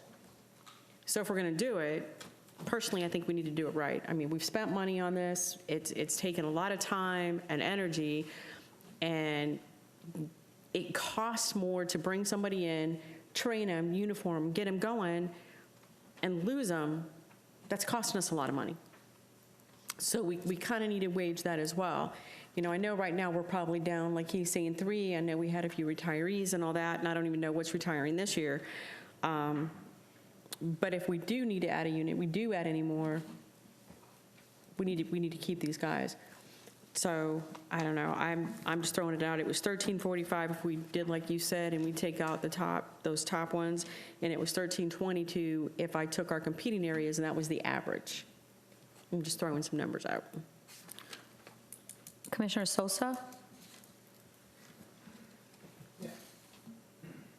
Now, when we're talking increasing, we're just increasing the base rate of new firefighters, correct? We're not talking about anybody who's been here more than 5 years. Are we going to give them an increase as well, the equivalent increase? Like if it turns out to be a 4% increase or 5% increase for new hires, are we going to add that to everybody that's on the payroll for the fire department? I believe that's how it's written, because what the deal is that starting wage is kind of like a measure of inflation. And if the guys that have been here are calculated on a wage from several years ago, it wouldn't be fair. Okay, because when I look at this here, most of the guys that work as a firefighter between fiscal years 1 and 5 don't make as much money. But after fiscal year 5 up, they make pretty decent money. So my question is, when we look at this, we need to look at total dollar amounts, when you're doing this, because you look at the bottom and you're going from, let's say, $1 increase at the bottom, that's X amount of percentage. Then we got to take that percentage and add it to every salary. Is that correct, Mr. Peters? Going for every firefighter within the city, we need to increase everybody's pay X amount of dollars. So if we go 10% increase on the base rate, then we got to do 10% for every firefighter that's on the books. Is that correct? That is my understanding, sir. So we need to be careful where we start that base rate at. This just isn't for new hires. This is for the entire department. So if we do a 3% increase on new hires to bring them up to, say, 1280 or whatever, then we got to do that on a sliding scale for every firefighter within the department. So, to make it retroactive. Exactly, and to make that decision tonight without actually crunching the numbers, I don't think that's wise or prudent. I think we need to have our finance department, come up with how much it's actually going to cost, total dollar amount. If we do, if we give them $3 amounts and see what that actual number is going to come out to, because this just isn't for the 10 new folks that have been here years 1 to 5. This is for the entire payroll. Mr. Sosa, we had that number. Tonight, the purpose of tonight was for just to have the discussion and see where we are. Next week, we plan to have a commission agenda item for the pay adjustments for the rank and file employees, and I will be sure to have the firefighter adjustment for all the firefighters included in that report so that you see the total dollar amount, because I think if we were to take the rank and file employees and retroactive their raise it back to October 1, and make the adjustment to the firefighters in accordance with this agreement, I believe the number is something like 450,000, something like that. Dr. Cooper, bless his heart, set aside 600,000 for the pay adjustment. So we were well within what was budgeted for the pay adjustment, but we're going to have very specific numbers for you all next week, showing you every single employee and their adjustments. So how much of a percentage are you looking to increase, like for the fireman's base rate? Do you have that on you right now, or is that something we'll just get prior to next week? Can I ask that again? Do you have what the percentage is that we're looking at increasing right now to stay under that 600,000? Was it a 3%, 5% increase? It is virtually impossible to do a percentage. For instance, there is a lady sitting over at that table who is not even near the proposed min of her pay grade. She's been with the city long enough, she should be at the midpoint. If you remember for rank and file, we said that if you were here 7 years, you should be at midpoint. So she will get a very significant pay raise. On the flip side, there are other employees who will get nothing. So to give you a flat percentage, I guess when we're done and we say it's 340,000 for rank and file employees divided by the total salary of all the employees, I can give you a general percentage. It's not going to be a big number, I can tell you that right now.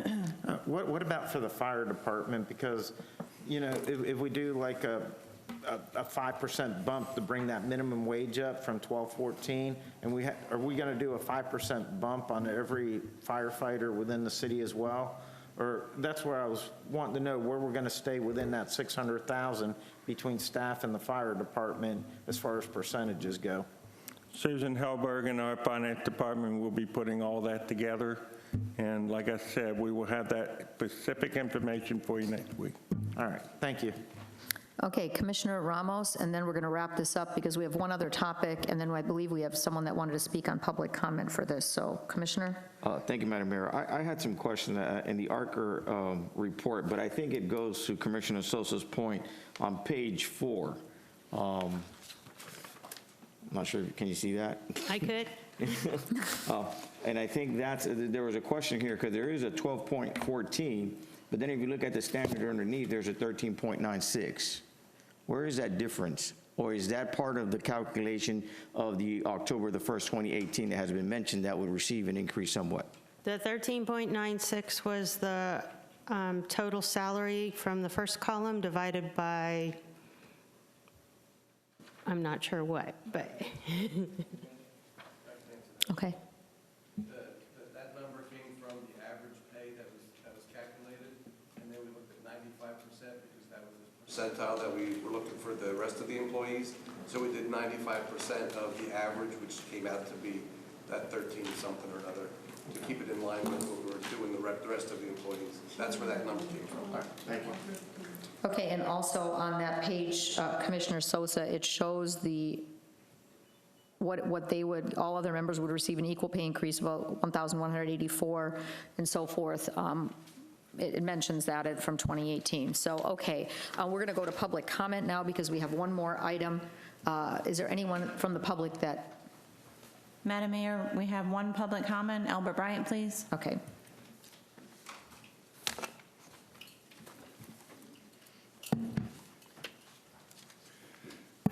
Oh, what a lovely discussion we had tonight on this. Just for clarification, I think the union rep said that 24 hours on and 48 hours off is widely used across America. I looked it up.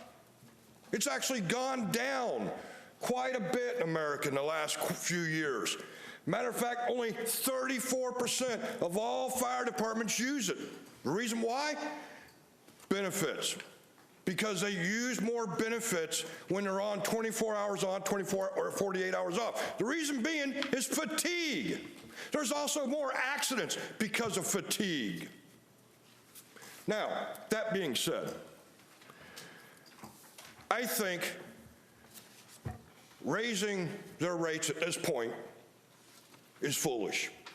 And I say that for one reason. Because you're going to start negotiations here real soon. If you don't, then y'all are being foolish because you have 1 year left in this agreement, which I think is a little odd since Florida statute says it's a 3-year union contract. But how do we get 4? Oh, because of the last manager we had who said, oh, it's a trendy thing. I also found out that's false. In the state of Florida, only 14% have a 4-year contract with their unions. 14%. That's not very many, is it? So it's that trendy. Now, let's think about this. If you give them a raise now, and then you go into union contracts negotiation, and they want a bigger raise, then you're behind the 8 ball one more time. And as far as overtime, that's a game. It's a huge game for them. Look at the actual pay. When you have firefighters that make as much as that man over there in a year, it makes you wonder. Thank you, sir. That's it. That closes the portion. Okay, thank you. So I think, Commissioners, you have the understanding Mr. Peters will bring the rest of this forward next week's commission meeting, and we'll have a discussion, and hopefully the numbers that everyone has asked for tonight, we can have those for next week. Okay? That is correct. Okay, last item on the agenda, discussion on the 15.2 million COVID relief funds, half this year, half next year, correct, sir?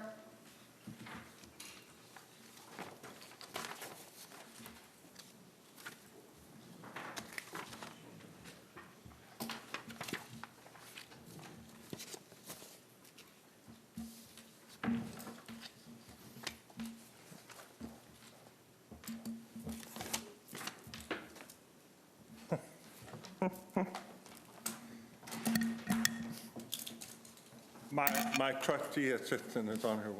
Hello.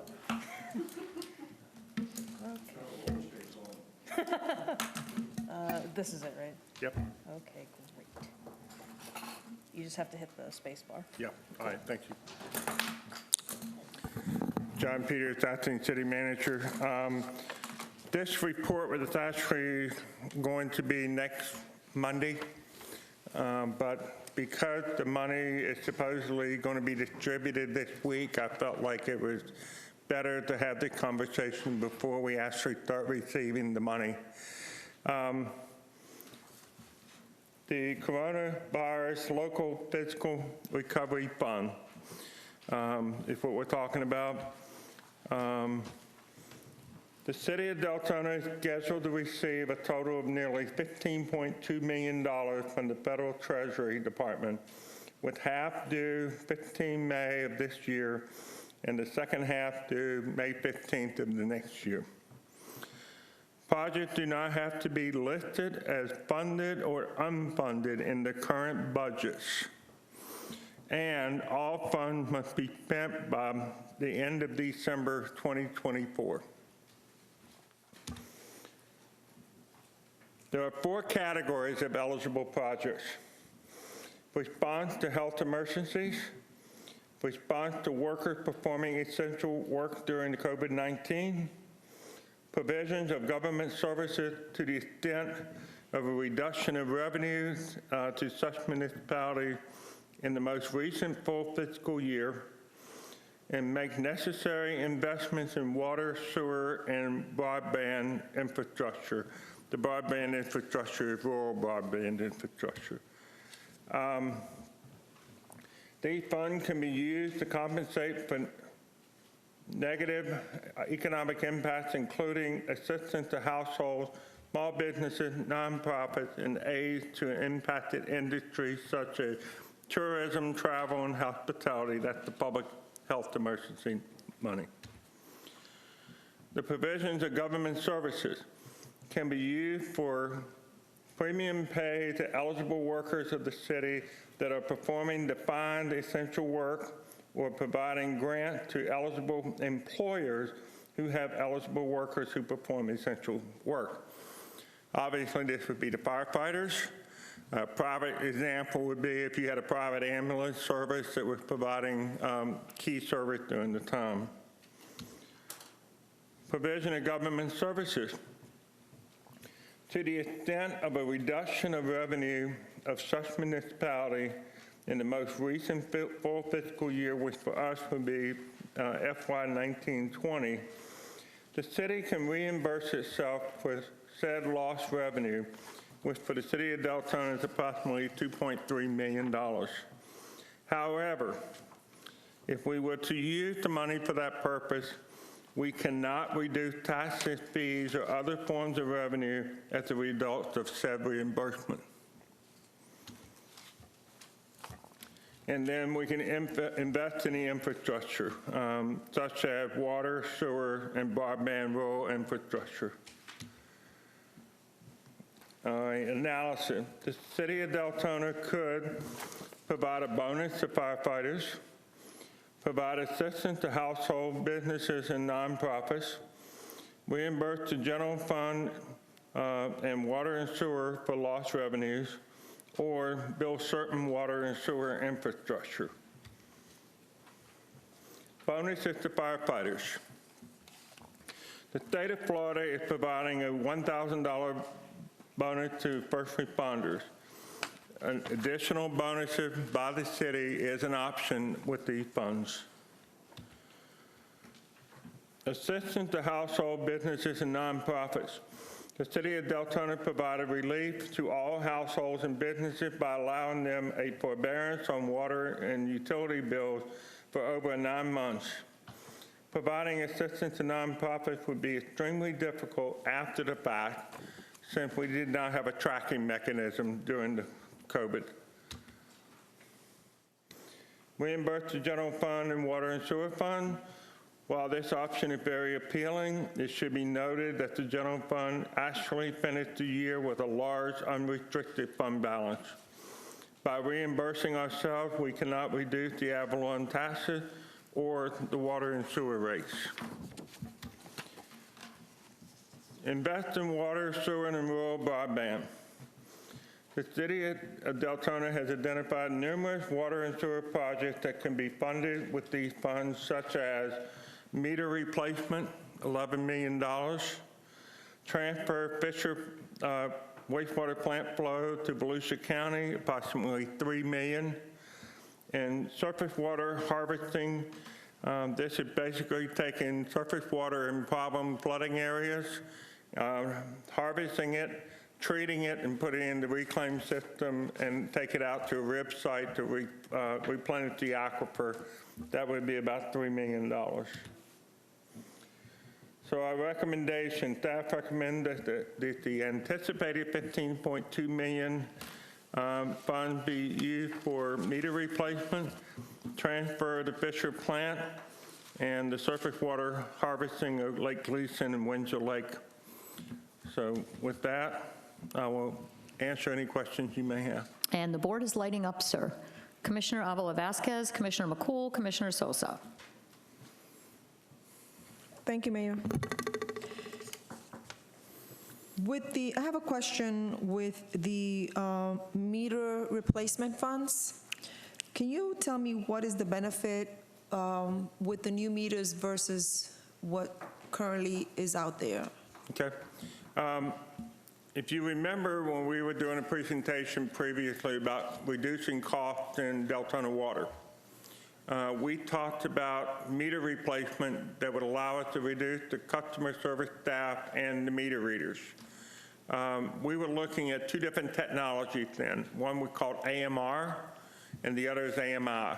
AMR is a proximity meter where you have to be nearby with a special device and it will read the meter. AMI is a network where you can physically be in an office and pull up somebody's meter information and talk to them on the phone and say, yes, I see your water is running right now. AMI also has the option where if the water is continuously running, it will send you an alarm. So you can notify the customer that they may have a leak. Neptune, who we use, and other meter companies, not just Neptune, had come out with a third option. And it is kind of in between. It's actually more like an AMI, but cost-wise, it's in between. It uses what's called a NAS system, capital N, capital A, and capital S. And these are towers. There are 5 of them already in the city. To make this fully functional, we would need to add one over by our Eastern wastewater plant to get full coverage. The NAS system works just like an AMI system. The other beauty of a NAS system, it is the beginning of a smart city. Not only can we handle the meters, but for instance, one of the things that we do quite often, if we go out and take chlorine samples in certain areas of the city where we know we have problem with chlorine residual, we can actually put a probe in the line that stays there, and we can monitor it. And if the chlorine starts to drop, we can have a radio control valve that we would open and flush the line without physically having to send what we call flushers out there to do the work. So there's some side benefits from it. We have always planned in our budget to replace the meters over about a 2-year period. So it is an item that's been budgeted. So by using these funds, that will be $11 million that we would not have to spend, that we were planning to through state revolving loan. So, the impact on our ratepayers should be significantly less. It is about 2/3 of what we were looking at when we were trying to achieve $800,000 in savings or enhanced revenue. So, as I said earlier, if we were to reimburse ourselves, we might not be able to make rate adjustment. By doing this project, we may be able to do a rate adjustment a year or 2 down the line. And so that part of it, we're not recommending reimbursing ourselves because we think that in another 2 to 3 years after these meters are in play, we would be able to do a rate reduction at that time. So what you're saying is within 2 or 3 years, we'll start seeing the savings? Pardon me?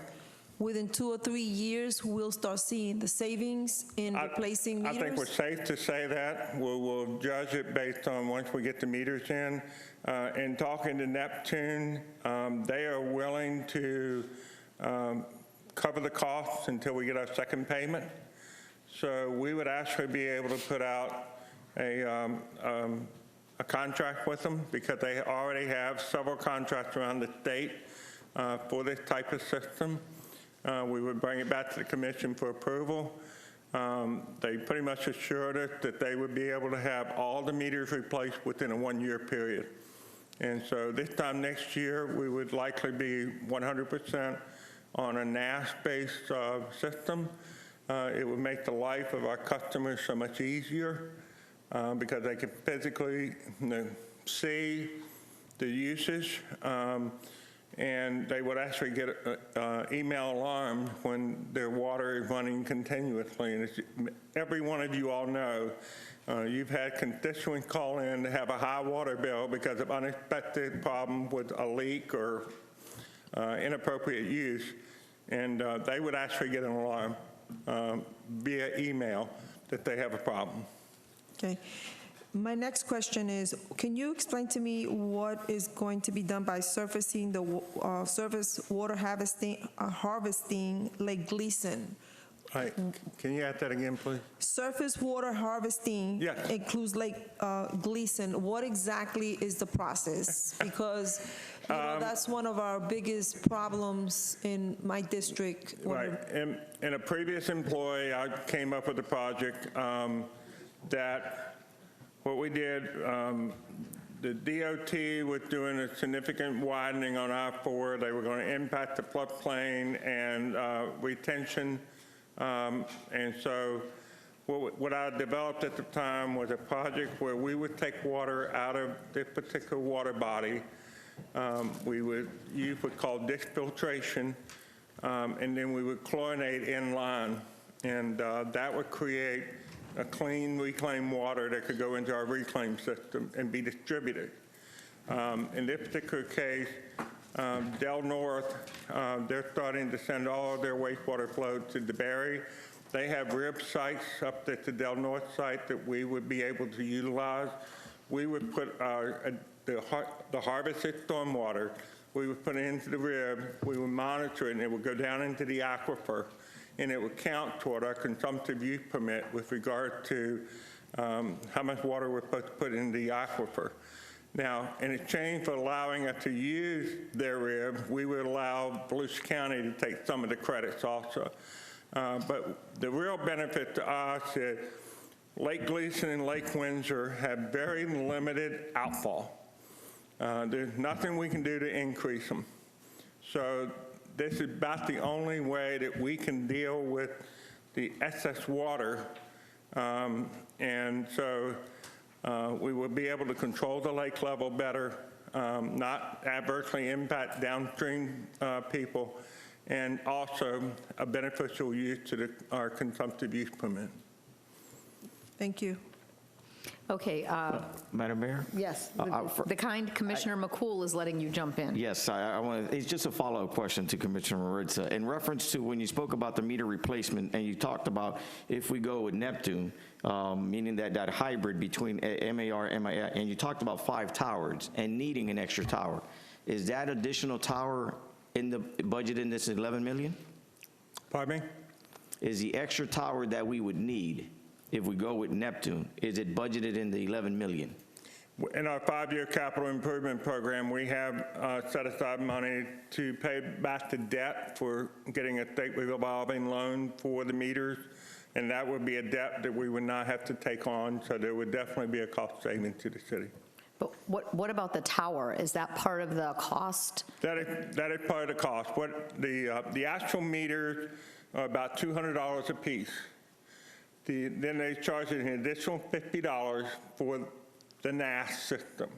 And that $50 will include installing the 6th tower and keeping it operational for 20 years under the contract. Okay. And these meters will be able to last 20 years. So the replacement, we usually budget about $300,000 a year just in meter replacements. We won't have to do that for 20 years. Okay, Commissioner McCool. Said she's in a sugar coma. That's why she let him go. It is a cheesecake.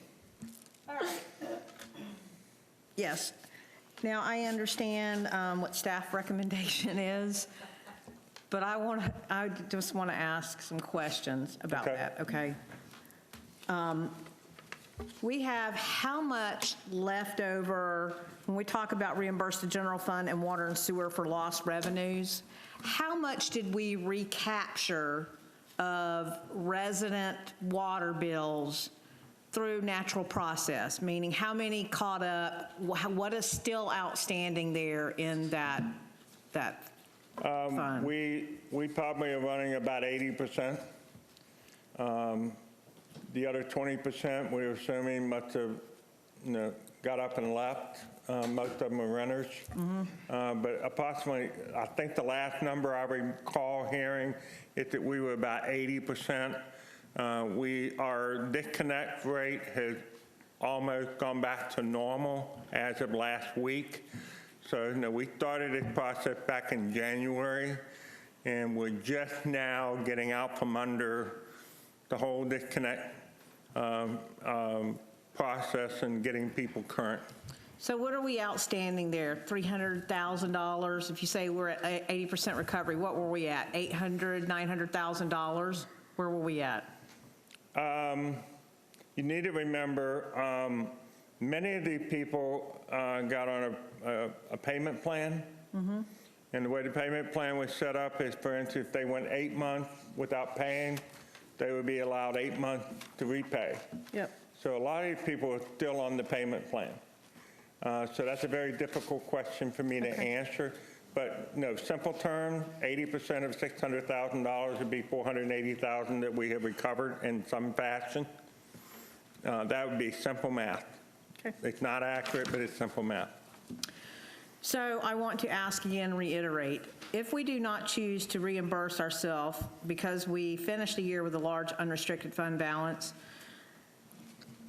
is it our goal to reduce our ad valorem taxes or water and sewer rates? Is that what the assumption is? Yes, ma'am. Okay. I'm not going to ask you how much. I know that's a work in Well, progress. let me just be candid here. As I said in the slide presentation, we had a very significant unrestricted fund balance from last year. If you go back the last 2 full fiscal years and the current year, the number is double-digit millions. That's a significant amount of money. And so, part of what we have to do is make a determination is, was that because, last year, let's say the number was 10 million. Was that 10 million because we had so many unfilled vacancies because we were in COVID and not much was happening? Or was that something else? The revenue side of the equation, we actually came out quite well. We can thank the fact that, this is one of the few times you'll ever hear me say this. We can thank the fact that we're predominantly a residential community. Residential home values went up. We don't have a whole lot of commercial. The communities that really suffered financially from COVID are the communities that have a lot of commercial, a lot of restaurant, a lot of tourism, and that type. They're the ones that lost a lot of money. They're the ones that would probably be an appropriate place to provide assistance. It's going to be interesting to watch Volusia County because Volusia County is heavily dependent on tourism. I believe Volusia County is getting $109 million. It'll be interesting to watch how they proceed with this. We're hoping that on the connection to Del Norte, that will be a shared project between the city and the county from their share of the money also. Okay. In order of importance, in order of importance for your wish list here, I would like to understand if you want to do the meter replacement, if that's the most important thing to you, and between Fisher and the water harvesting, which is the most important, does staff recommend? In terms of impact on the budget, Fisher and the meters are extremely important. If we do not move the water from Fisher to the county, the estimate is that we will be spending between $12 and $18 million upgrading Fisher within 5 years, which is an astounding amount of money. And if I can spend $3 million, get the county to put $3 million in, we're going to save a lot of money over time. The meters, if you all remember, and I said earlier, when I did the report on cost savings in the Deltona water, the meters were right up on top of it because it will result in, right now we have 5 meter readers. With the meters in place, at most we will have 2. They won't be reading meters. They will be installing new meters for new developments. So, their title will change. They'll just be meter technicians. And then from a customer service standpoint, through attrition, we will probably be able to reduce that staff level because the number of phone calls that we will be dealing with will go down. It's important to also note that as we're having this discussion with Neptune, we are also having discussions with third-party companies that can assist in the bill paying process. They can offer more options for our customers to pay so that the impact on our customer service would be greatly reduced. And then, Commissioner, can I just interrupt really quick? It is 8:30 almost. Can we extend this meeting for 15 minutes and then wrap this up? Is that okay, Commissioner? Do we have consensus? Yes. For 15 minutes? Okay. That's exactly right. And it was delicious. The cheesecake was amazing. So we're all in a coma of sugar. So yes. you My get 15 apologies. You I get will 15 never more make minutes. cheesecake again. No, please, please, please. Take your time. All right, that last thing here. I understand, and meters are so important to me. The other two projects, my understanding of those is way down here. I'm trying to understand. What I want to understand also is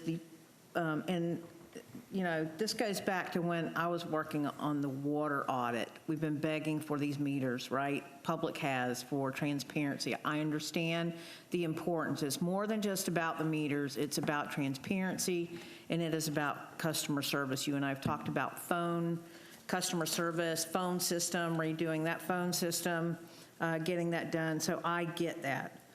I want to understand here that is a total of, $17 million that we're talking about, and 15.2 million of that is coming, right? And so I understand, again, how important infrastructure is, right? It's the top of the list. I want to talk about how much money we can have here under public health emergencies, because we are left with fallout, from Corona. It has left our public scarred. And so when we talk about included assistance to households, small businesses, nonprofits, and aids to impacted industries such as tourism, travel, and hospitality, I want to understand, are there restrictions on this, like the community block grant fund money, or how are we able to distribute those funds for the public health emergency issues? Much like FEMA, much like CDBG, there are a whole set of federal requirements. They have not been promulgated at this point. Mm-hmm. So, this would be a situation where we would park the money in the bank until we know what the federal guidelines are going to be. But based on everything else we're seeing, the belief that I have is that this is going to be much like our lost revenue. You would need to be able to document that the impact on Stuart Marshman, the impact on all these places that are directly resulting from COVID could be reimbursable. And as I said in my presentation, without having a process already in place to monitor it before, it will be very difficult for us to meet the federal requirement to properly handle it. If we were running social service programs, we would have a better number. But we would have to do this through private social service groups, nonprofits, and what have you. And I think the amount of labor and effort would be extremely difficult. And I understand that because we talked about this before when it came first, when we were issued funds, and I understand that. But I'm asking that we, just because it's difficult, that we not think about that, because listen, we have nonprofits that could benefit from that money. We heard it in our strategic planning, how important social services are to our residents. And I would like for us to take some of this money and earmark it. Like, I understand you're the city manager, right, and the importance in planning of our projects. But I also would like to see some of these funds earmarked, at least temporarily, and as seriously discuss how we could help our nonprofits that would help our residents due to this. It has to be part of our ongoing dialogue, and just because it's difficult, right, it doesn't mean that we shouldn't do it. If we have to hire staff, if this is COVID-like money, we're able to hire outside help to get this done. But I just would like to see us earmark some of this for public health emergencies. That's why I asked which projects were important. I certainly don't want to undermine your leadership here, right, and city's recommendation. But social services is important. If we went with the meters, obviously there's going to be $4.2 million that we would have to wait till next year. And in the meantime, we will find out what the federal guidelines are going to be. And I think with that information, we can make a more informed decision. But, you know, based on everything I'm reading that's already in place, I think it's going to be a difficult one to do, so. And Mr. Peters, and I understand that, and I defer back to your expertise and staff's expertise on that. And at the same turn of the coin, I just want it to be set on record that like $1 or $1.5 million would go a long way out of this money to help. And I don't mean necessarily like giving that away, but for resident benefit when it comes to these public health emergency situations and helping our nonprofits. Because as you heard us talk about the other night in asking our state rep, we need substance abuse and mental health help here, more so than homelessness, more so than, or even up there and equal to food issues. We need that, and we have nonprofits already established. I'm not trying to reinvent the wheel, but we have nonprofits already established. Stuart Marchman has, expressed interest, great interest in Deltona. We have New Hope that has expressed great interest. We have the house next door. We have some of our nonprofits where it could benefit them greatly. So that's all I'm asking for us to look at, and that's all I have. Okay, thank you. Commissioner Sosa? Yeah, I was just looking to go at the cost.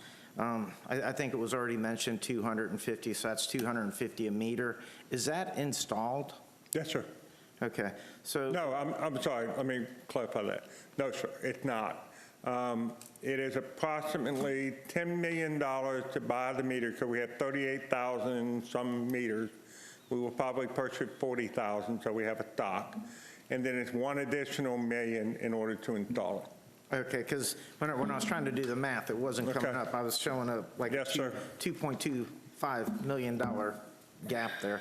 So we're looking at $10 million for the meter purchase. You're going to purchase 40,000 of them, and we'll use about 36 to 38,000 and have 2,000 in reserve. Also, the new housing developments, we have thousands of new houses going in right now. Are they equipping them with the new meters, or are they still using the old meters? The newest meters we have been putting the data loggers on them. They are, the meter body is the same. We may have to change out the data logger, which could be anywhere from $50 to $100 to change out those. So the price will come down from, because this number I'm giving you is a high number, because once we go back and figure out that we have put in 400 of these others and it's going to cost $100 a piece, then obviously that's a lot less than a full-fledged meter. 250 plus. Yes, sir. Okay. Now, when we're talking the Fisher plant, right now, that is taking care of solid waste, correct? Yes, sir. It takes care of the solid waste, yes, sir. All right. Now, the $3 million, that's just to run the pipe to the new county facility in DeBerry, correct? That will be to send, it will act just like a sewer force main. It will take the raw sewage and transfer it up to the lift station at the Del North site. And we would be able to, at that point, then they had, I think they have completed the force main to the DeBerry plant. And so they would just transfer the flow over to the DeBerry plant. Now, when we do that, we will negotiate a wholesale rate with Volusia County. The hope is that that wholesale rate will also include the proportionate share of impact fees in terms of they're having to do plant expansion sometime in the future. But it is, we believe that we will get a per thousand rate that is significantly less than the $10 a thousand that we're charging customers. Right now, the Fisher plant and the Eastern plant treat almost the exact same amount. So you could say that what we would do is take one plus the other and divide by 2, and that would be the new rate. Okay. Yeah, because I was going to question, how much is it going to cost us annually for Volusia County to process this? After the $3 million install, how much was it going to cost annually? That will be in the monthly bills. Okay. That would be part of the wholesale rate that we will pay Volusia County. So for instance, if we send 500,000 gallons to Volusia County, and the wholesale rate is, I'm just throwing a number, don't hold me, $5 a thousand, then that would be $5,000 a day that we would pay to wholesale the sewer to them. Okay. Now, what is our contingency plan when that Volusia County facility maxes out? Because right now, DeBerry's in the process, I'm sure you're aware, of converting 2,300 houses from septic to sewer. So what is the contingency plan if they say, hey, look, we're full, we can't take your solid waste anymore? What do we got backing up for that? Both our Eastern plant and the DeBerry plant that Volusia County have adequate land to expand their operation. The cost per thousand to expand will not be that great because, for instance, if you take our facility, we had to build the offices, the labs, and all that stuff, in addition to the treatment process. All we would have to do is build a treatment process. We just got $300,000 from the state legislature toward the Eastern plant. We got $150,000 last year. It's $1.5 million to add another $500,000 capacity, 50% more capacity to the Eastern plant, which is very inexpensive capacity, believe me. And so with a little bit of money on top of what the state gave us, we'll be able to expand the Eastern plant to 1.5 million capacity. We currently flow about 0.4 million. So we will have some significant capacity for future growth at the Eastern plant. Well, how much would it cost to run the pipe instead of going from, the Fisher plant to DeBerry? How much would it cost to go from Fisher plant to the Eastern plant? The problem we have with doing that is we would have to reverse a lot of our force mains. Some of the force mains are older. Some of the lift stations are older. But the biggest problem is when you reverse, typically you go from smaller to larger to the plant. When we reverse it, we're going to be going from larger to smaller. So we would have to change out some of the lines or provide a parallel line. So there'll be quite a bit of line work to do that. Now, when we get enough development on Doyle, with all these impact fee credit projects, it's conceivable that we would be able to send the flow down Doyle to the Eastern plant from Fisher. But that is our redundancy plan. Our primary plan is to utilize the Volusia County facility in DeBerry because the cost per thousand is significantly less. But if for some reason the line under I-4 were to get damaged, then we would be able to reverse it and send it to Eastern on an emergency basis. Okay. All right, thank you. Vice Mayor? Yeah, can we extend the meeting another 15 minutes? Everybody? Okay, 15 more minutes and then we're good? Commissioner King, he's like, get me home. There's That's more it, 15 Tuesday. minutes and we're done. Okay, so this is where I go back to the conservative side of me. I love all these projects, so don't take any of this wrong. But we don't know, we have until 2024 to use these funds, right? Okay. Do all the parks have touchless faucets? Do we have touchless doors? Do we have everything in place? Because COVID shots last 1 year, from my understanding, which means we could be going through a rash next year if people decide, I'm not going to do that shot next year. We don't know what's going to happen in the future. We don't know. So we're saying we got $15.2 million, let's just spend it. I'm saying, well, we need to hold up and see, are we prepared for anything else coming up? I personally don't think we should just jump on spending the money right now. I think we should slow up and figure out, is there anything else? I don't know how long you've been working on this list, but to me, I want to see that our parks have touchless water faucets, our buildings have everything that we need, that we're equipped, and that we are adequately prepared to avoid the spread of germs.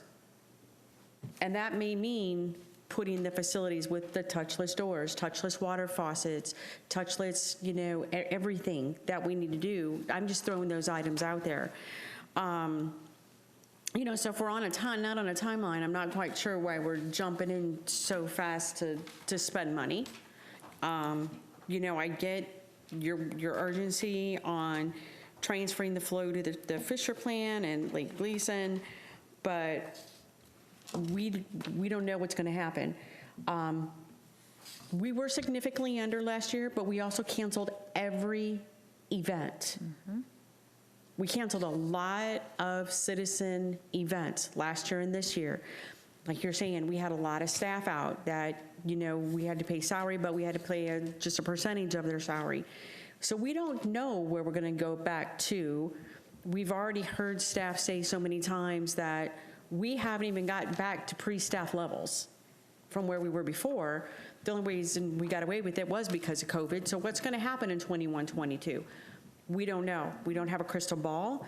And do we know if we're going to get more of these funds is another question. Do we know, is this like, hey, you know what, they're trying to get something through again? I don't know. I haven't heard it. Well, we do know that the president had put out, I think it's a $4 trillion program. I heard on the radio today that the Senate Minority Leader had put out $800 million. So we believe the infrastructure program is going to be somewhere between $800 million and $4 trillion. Big difference, but I think 800 billion, I'm sorry. But, it's a big range, but there is future money potentially coming. And nobody knows how that's going to be handled. It's a very broad range of projects. And so, we will have to wait and see how that pans out. But the expectation is that there will be some form of fund coming by July, October. The original date was October. I think the president was saying July. So, there may be another round of funds. I do not believe that this infrastructure money will be in the form of direct payment to cities. It will be a competitive process. One of the projects that I would anticipate might be on the board is the potential for the I-4 Beyond Ultimate. I heard from a person who is well-sourced in the industry that is back on the drawing boards. So there's potential. And I'll tell you, if you go over to Orlando area and try to come back home on a weekend or a weeknight, the bridge over I-4 is starting to feel like it used to 15 years ago. And so, that's a little bit concerning. I think we all would agree that there's definitely a need for some type of improvement. What we're hopeful is that that does proceed, that we can get a Rhode Island interchange put in as part of that, which would help this city tremendously. So we're very hopeful. We're monitoring very closely that situation. But we don't have a for sure. So it's important to me to ensure the safety of residents. Mm-hmm. That means first and foremost, in order for us to even start events again, we have to make sure that everything is in place so we can have events again. We have people going back out to parks and literally we've canceled everything. But in order for us to start these events up again, the facilities have to be ready to do that. So that means I'm not comfortable just saying, hey, let's all spend this until we have taken every precaution we possibly can to ensure the safety of the facilities and the individuals visiting those facilities. That's very important to me.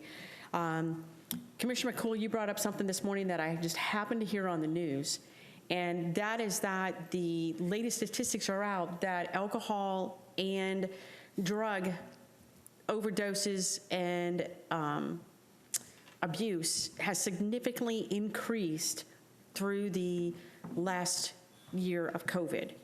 And they are really strongly encouraging cities to take and do anything they possibly can to assist with the counseling services and helping these individuals and putting these programs in place. You know, I guess it's because people are home more, whatever the reasoning is, but, you know, it's kind of ironic that she mentioned that, because that was a big thing on the news this morning on how this needs to become a priority for cities to start looking into how can they do counseling, how can they assist.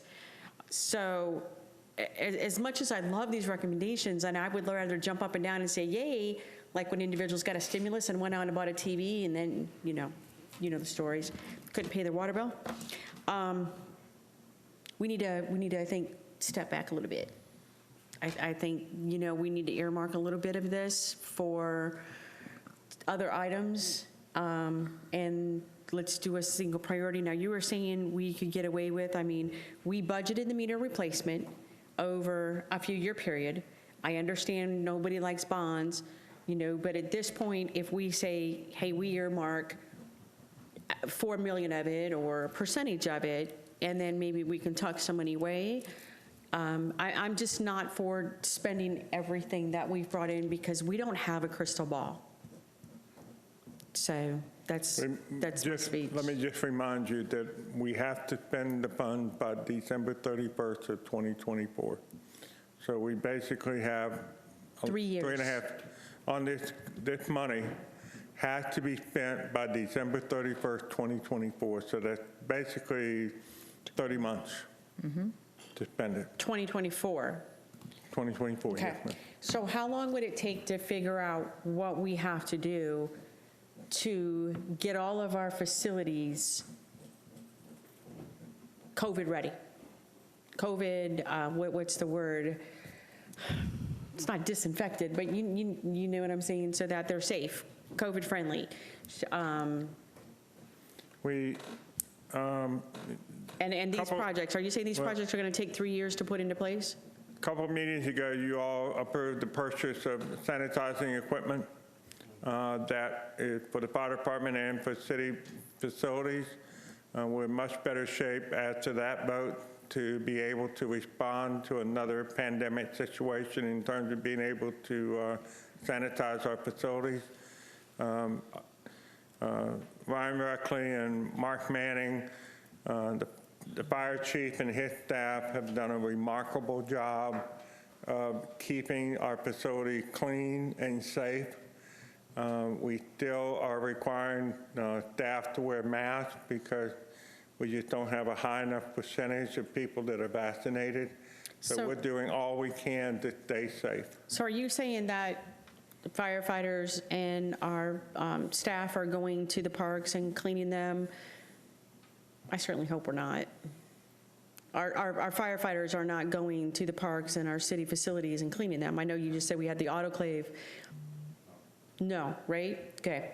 So what I'm saying is, what do we have at the parks? Because they're now, water faucets are of the past. They're now making companies put closed signs on them, but there's still a requirement that we provide water at commercial facilities. But at the same time, we're not allowed to use water faucets unless they're touchless. And that's what I'm saying. One of the responses during COVID was in many locations, the water was shut off to the water fountains, and there was a cover put over the fountain, and they took them out of service because there is no way physically you can convert a water fountain to be safe during a pandemic situation. Okay. We will look at what options there are, but we also will keep monitoring what the federal government says we can spend the money on. That's the important part, because just sitting here going mentally through my notes here, I'm not sure the purchase of things to be pandemic ready is an allowable expense. That was covered in prior COVID money that we received, was for the purpose of responding to COVID.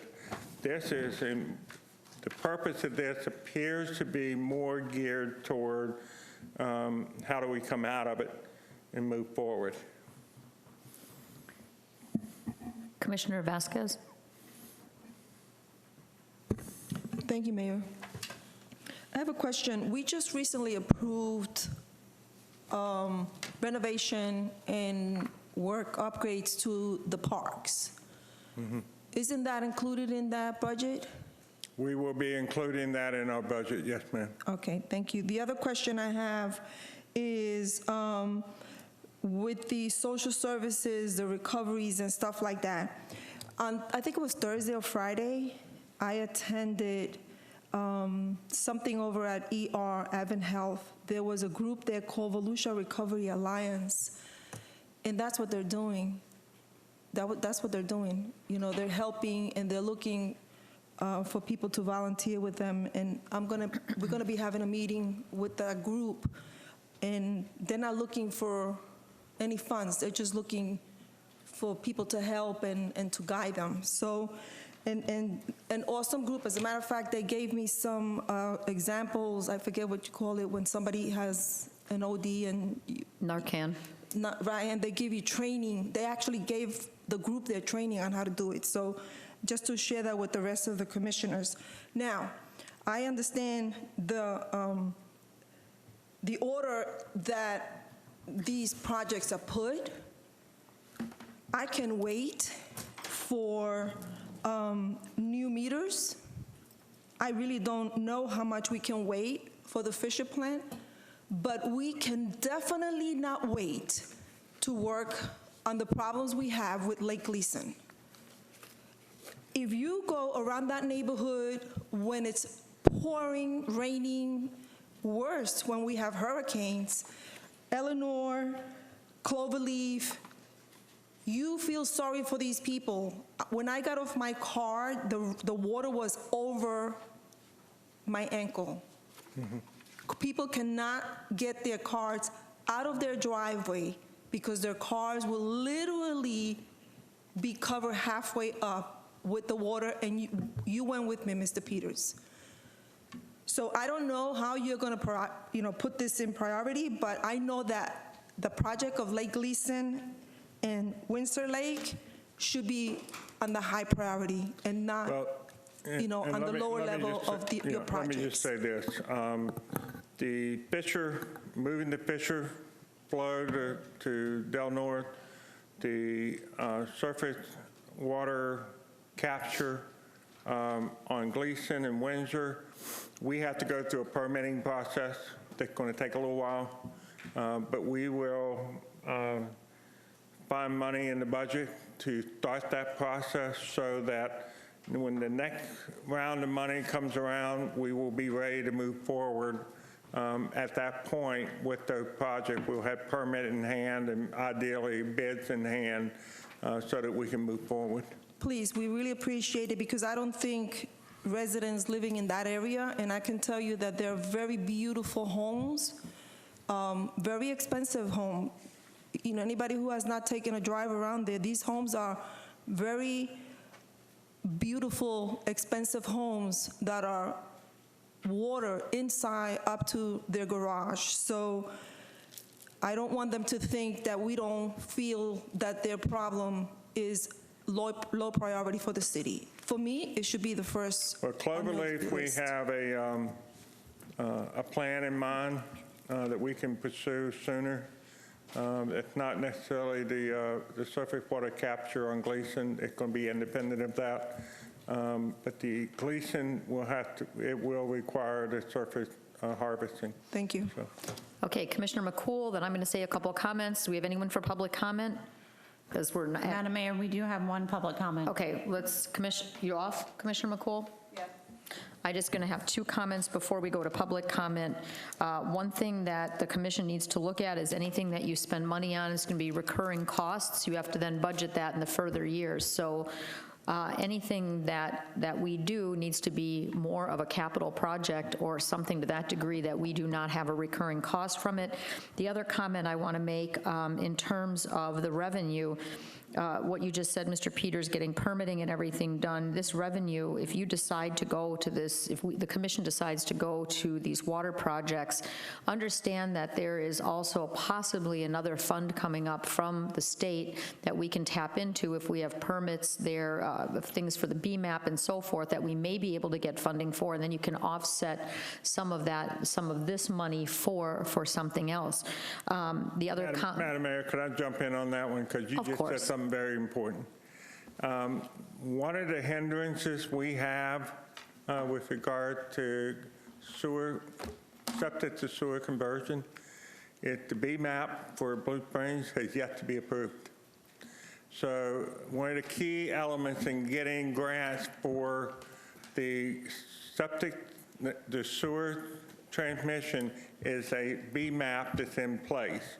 And the BMAP, while it's very extensive, the draft, it has yet to be approved. And so that is one of the hindrances that we're having moving forward with some key projects that we would like to pursue, such as lamplighter, with regard to septic to sewer conversion. It's the lack of a BMAP. And so in the last comment that I want to make, when you look at these infrastructure projects, if you look at what they would have cost 5 years ago compared to what they're going to cost now, compared to what they're going to cost if we push this down the road, it ain't going this way. The cost of materials, the cost of concrete, the cost of steel, the cost of everything is exploding. So the sooner you can lock something in, the better. Let's go to public comment. Albert Bryant, please. And then we will go ahead and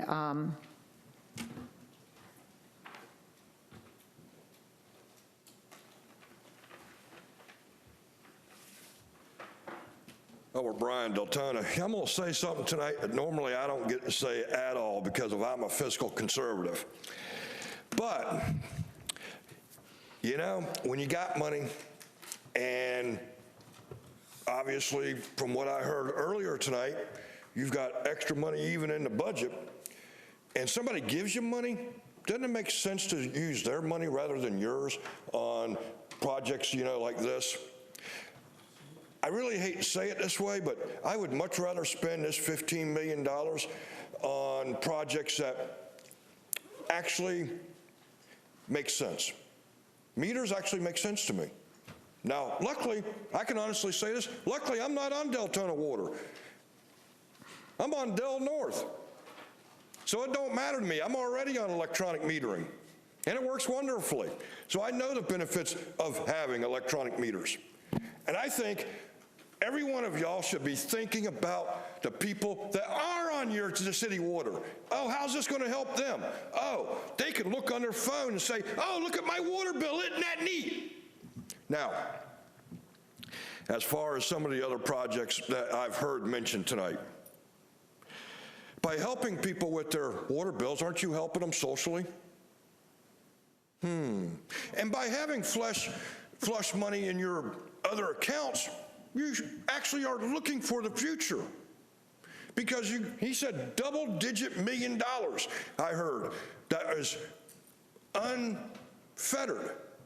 So, I mean, you have the money.